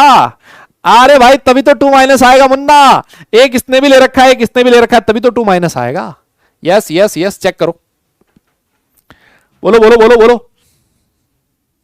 समझ में आई क्या बात भाई लोगों? अरे समझेगा बात को, है ना भाई। 7 आ रहे हैं तो उसका लॉजिक है ना, 7 आ रहे मतलब 1 लिया सर, इसने भी 1 लिया तो नेगेटिव, इस पे भी नेगेटिव। ये हो गया Lewis dot structure of CO3 2-, है ना। ये है लुईस स्ट्रक्चर ऑफ CO3 2-। बात समझ में आई? है ना। बोलो। यस, समझ में आया ना। अब देखो जैसे आप लुईस स्ट्रक्चर बना लेते हो ना, मान लो जैसे आप लोगों ने लुईस स्ट्रक्चर बना ली, तो आप 2 काम किया करो, है ना। जैसे ही आपने लुईस स्ट्रक्चर बनाई, आपको कितने काम करने? 2 काम। सर कौन से 2 काम? सबसे पहला काम ये चेक करो कि भाई वैलेंस शेल में जितने इलेक्ट्रॉन होने चाहिए, क्या उतने ही इलेक्ट्रॉन है आपके लुईस स्ट्रक्चर में? देखो चेक कर लेते हैं, नाइट्रोजन के वैलेंस शेल में 5 इलेक्ट्रॉन होते हैं, आपकी स्ट्रक्चर में कितने हैं? 1 2 3 4 5, 5 है। हाइड्रोजन के पास 1 1 1, ठीक है सर, जितने वैलेंस इलेक्ट्रॉन होने चाहिए उतने हैं। दूसरा क्या चेक करना है? दूसरा चेक करना है कि क्या सारे एटम्स का ऑक्टेट या फिर डुप्लेट कंप्लीट है क्या। दूसरा क्या चीज चेक करनी है कि सारे एटम्स का ऑक्टेट या फिर डुप्लेट कंप्लीट है क्या। देखो नाइट्रोजन के पास कितने इलेक्ट्रॉन थे? 1 2 3 4 5, 5 तो खुद के थे, 3 शेयर कर लिए, 6 7 8, 8 हो गए सर। 3 शेयर किए तो 3 मिल गए ना, तो सर ऑक्टेट भी कंप्लीट है और वैलेंस शेल में जितने इलेक्ट्रॉन होने चाहिए थे उतने इलेक्ट्रॉन भी है। ये अच्छी बात है।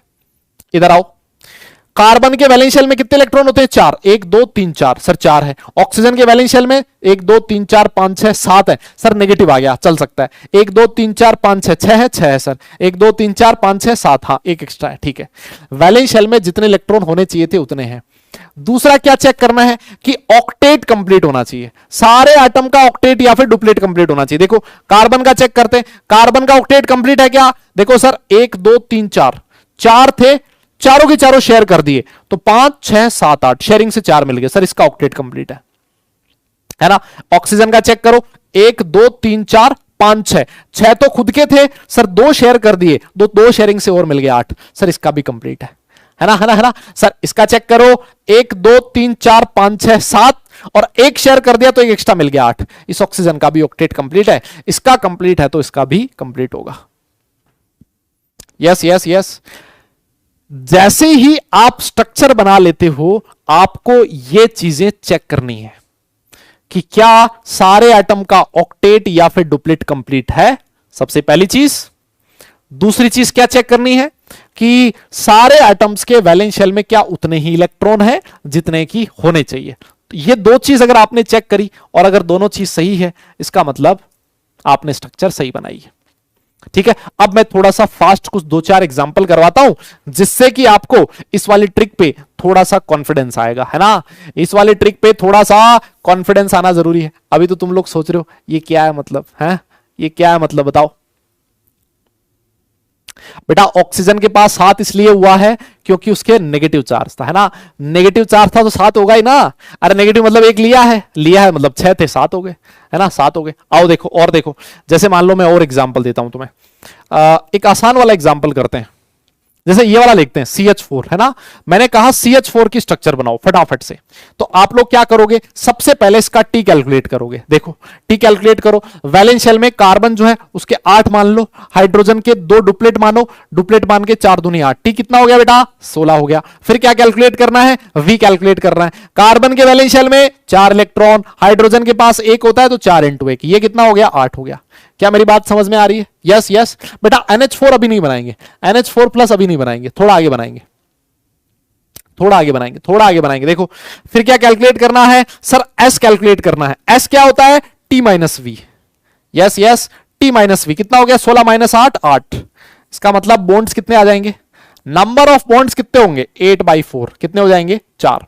फिर क्या कैलकुलेट करना है, U कैलकुलेट करना है। U क्या होता है, T-S। U क्या होता है बेटा, T-S, यही होता है क्या, नहीं, V-S। तो U कितना हो गया, 0। U 0 होते ही आपने कहा सर लोन पेयर कितना होगा, 0 होगा। कितना टाइम लगा, 20 सेकंड लगे, है ना। अब देखो कार्बन और हाइड्रोजन में से सेंट्रल एटम कौन होगा, कार्बन होगा। अब इसके चारों तरफ 4 हाइड्रोजन लिख दो, ये लिख दिया।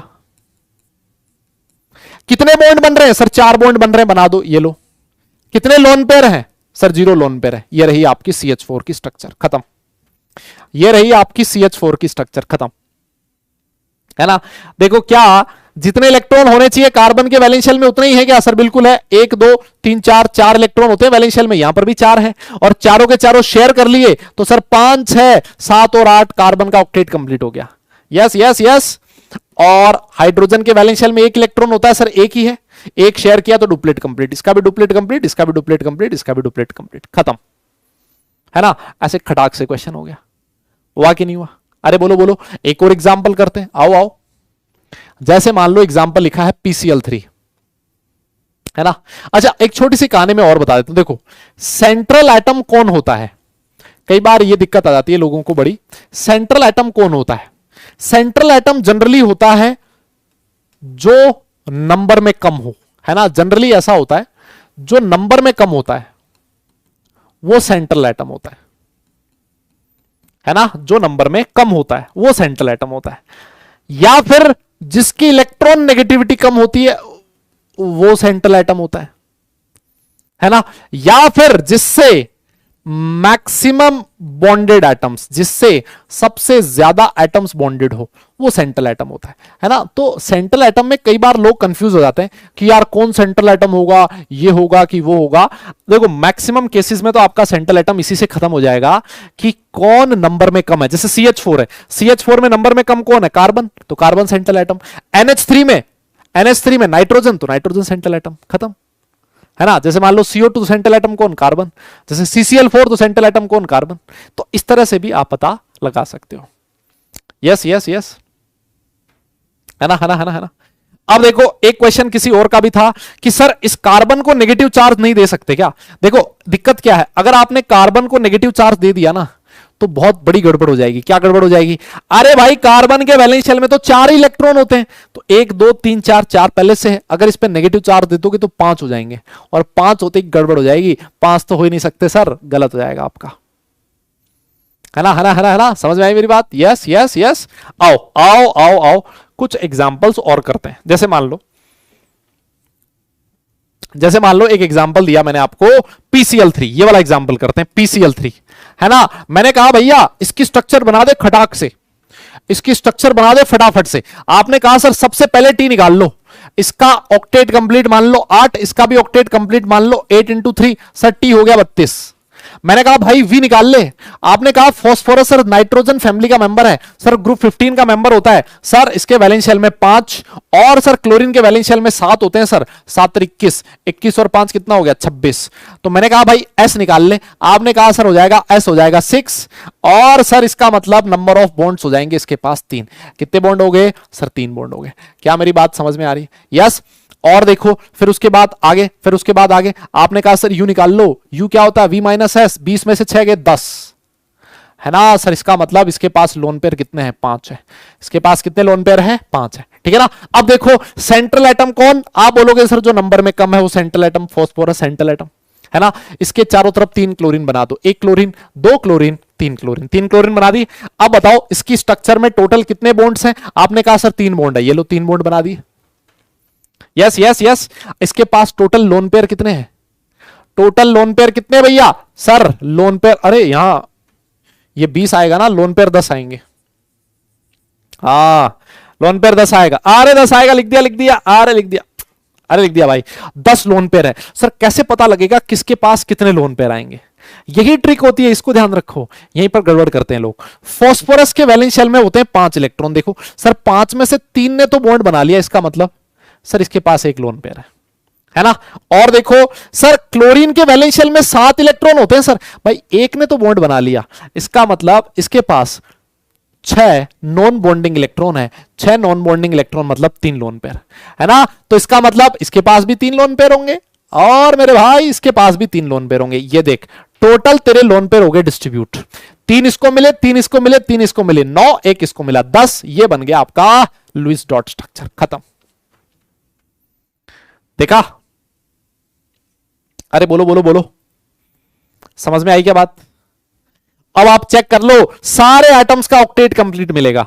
7 थे, 1 शेयर कर लिया 8, 8 8, इसके पास 5 थे, 3 शेयर कर लिया 8 हो गए, तो सबका ऑक्टेट भी कंप्लीट है, और वैलेंस शेल में उतने ही इलेक्ट्रॉन हैं जितने की एक्चुअली होने चाहिए थे, है ना। तो ये एक बहुत ही जबरदस्त ट्रिक है बेटा, बहुत शानदार ट्रिक है, जिससे आप बहुत सारे क्वेश्चंस बड़े आराम से, है ना, बहुत आराम से सॉल्व कर सकते हो, बिना किसी तकलीफ के, बिना किसी मुश्किल के।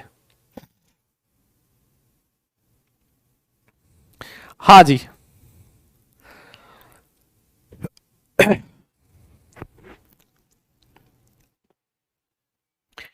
और देखो, हाँ हाँ हाँ, हुआ क्या, समझ में आई क्या मेरी बात।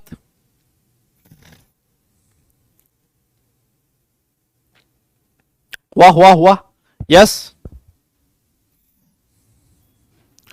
ठीक है, चलो फिर आज के लिए क्लास को विराम देते हैं यहीं पर ही, है ना, है ना, है ना, है ना। आज के लिए क्लास को विराम देते हैं यहीं पर ही, है ना। अगला जो सेशन होगा अपना, अगला जो सेशन होगा उसमें मैं आपको बताऊंगा कोऑर्डिनेट बॉन्ड के बारे में। किसके बारे में? कोऑर्डिनेट बॉन्ड के बारे में। और जब हम लोग कोऑर्डिनेट बॉन्ड के बारे में पढ़ेंगे, जब हम लोग कोऑर्डिनेट बॉन्ड के बारे में पढ़ेंगे, तब आप और भी बहुत सारी स्ट्रक्चर सॉल्व कर पाओगे खुद से, है ना। तो जो मैंने आपको होमवर्क दिया बेटा, ये जो होमवर्क दिया है, ईमानदारी से इन क्वेश्चंस को खुद से सॉल्व करने की कोशिश करना, ठीक है, ठीक है। जो होमवर्क दिया गया है उनको अच्छे से सॉल्व करना बेटा।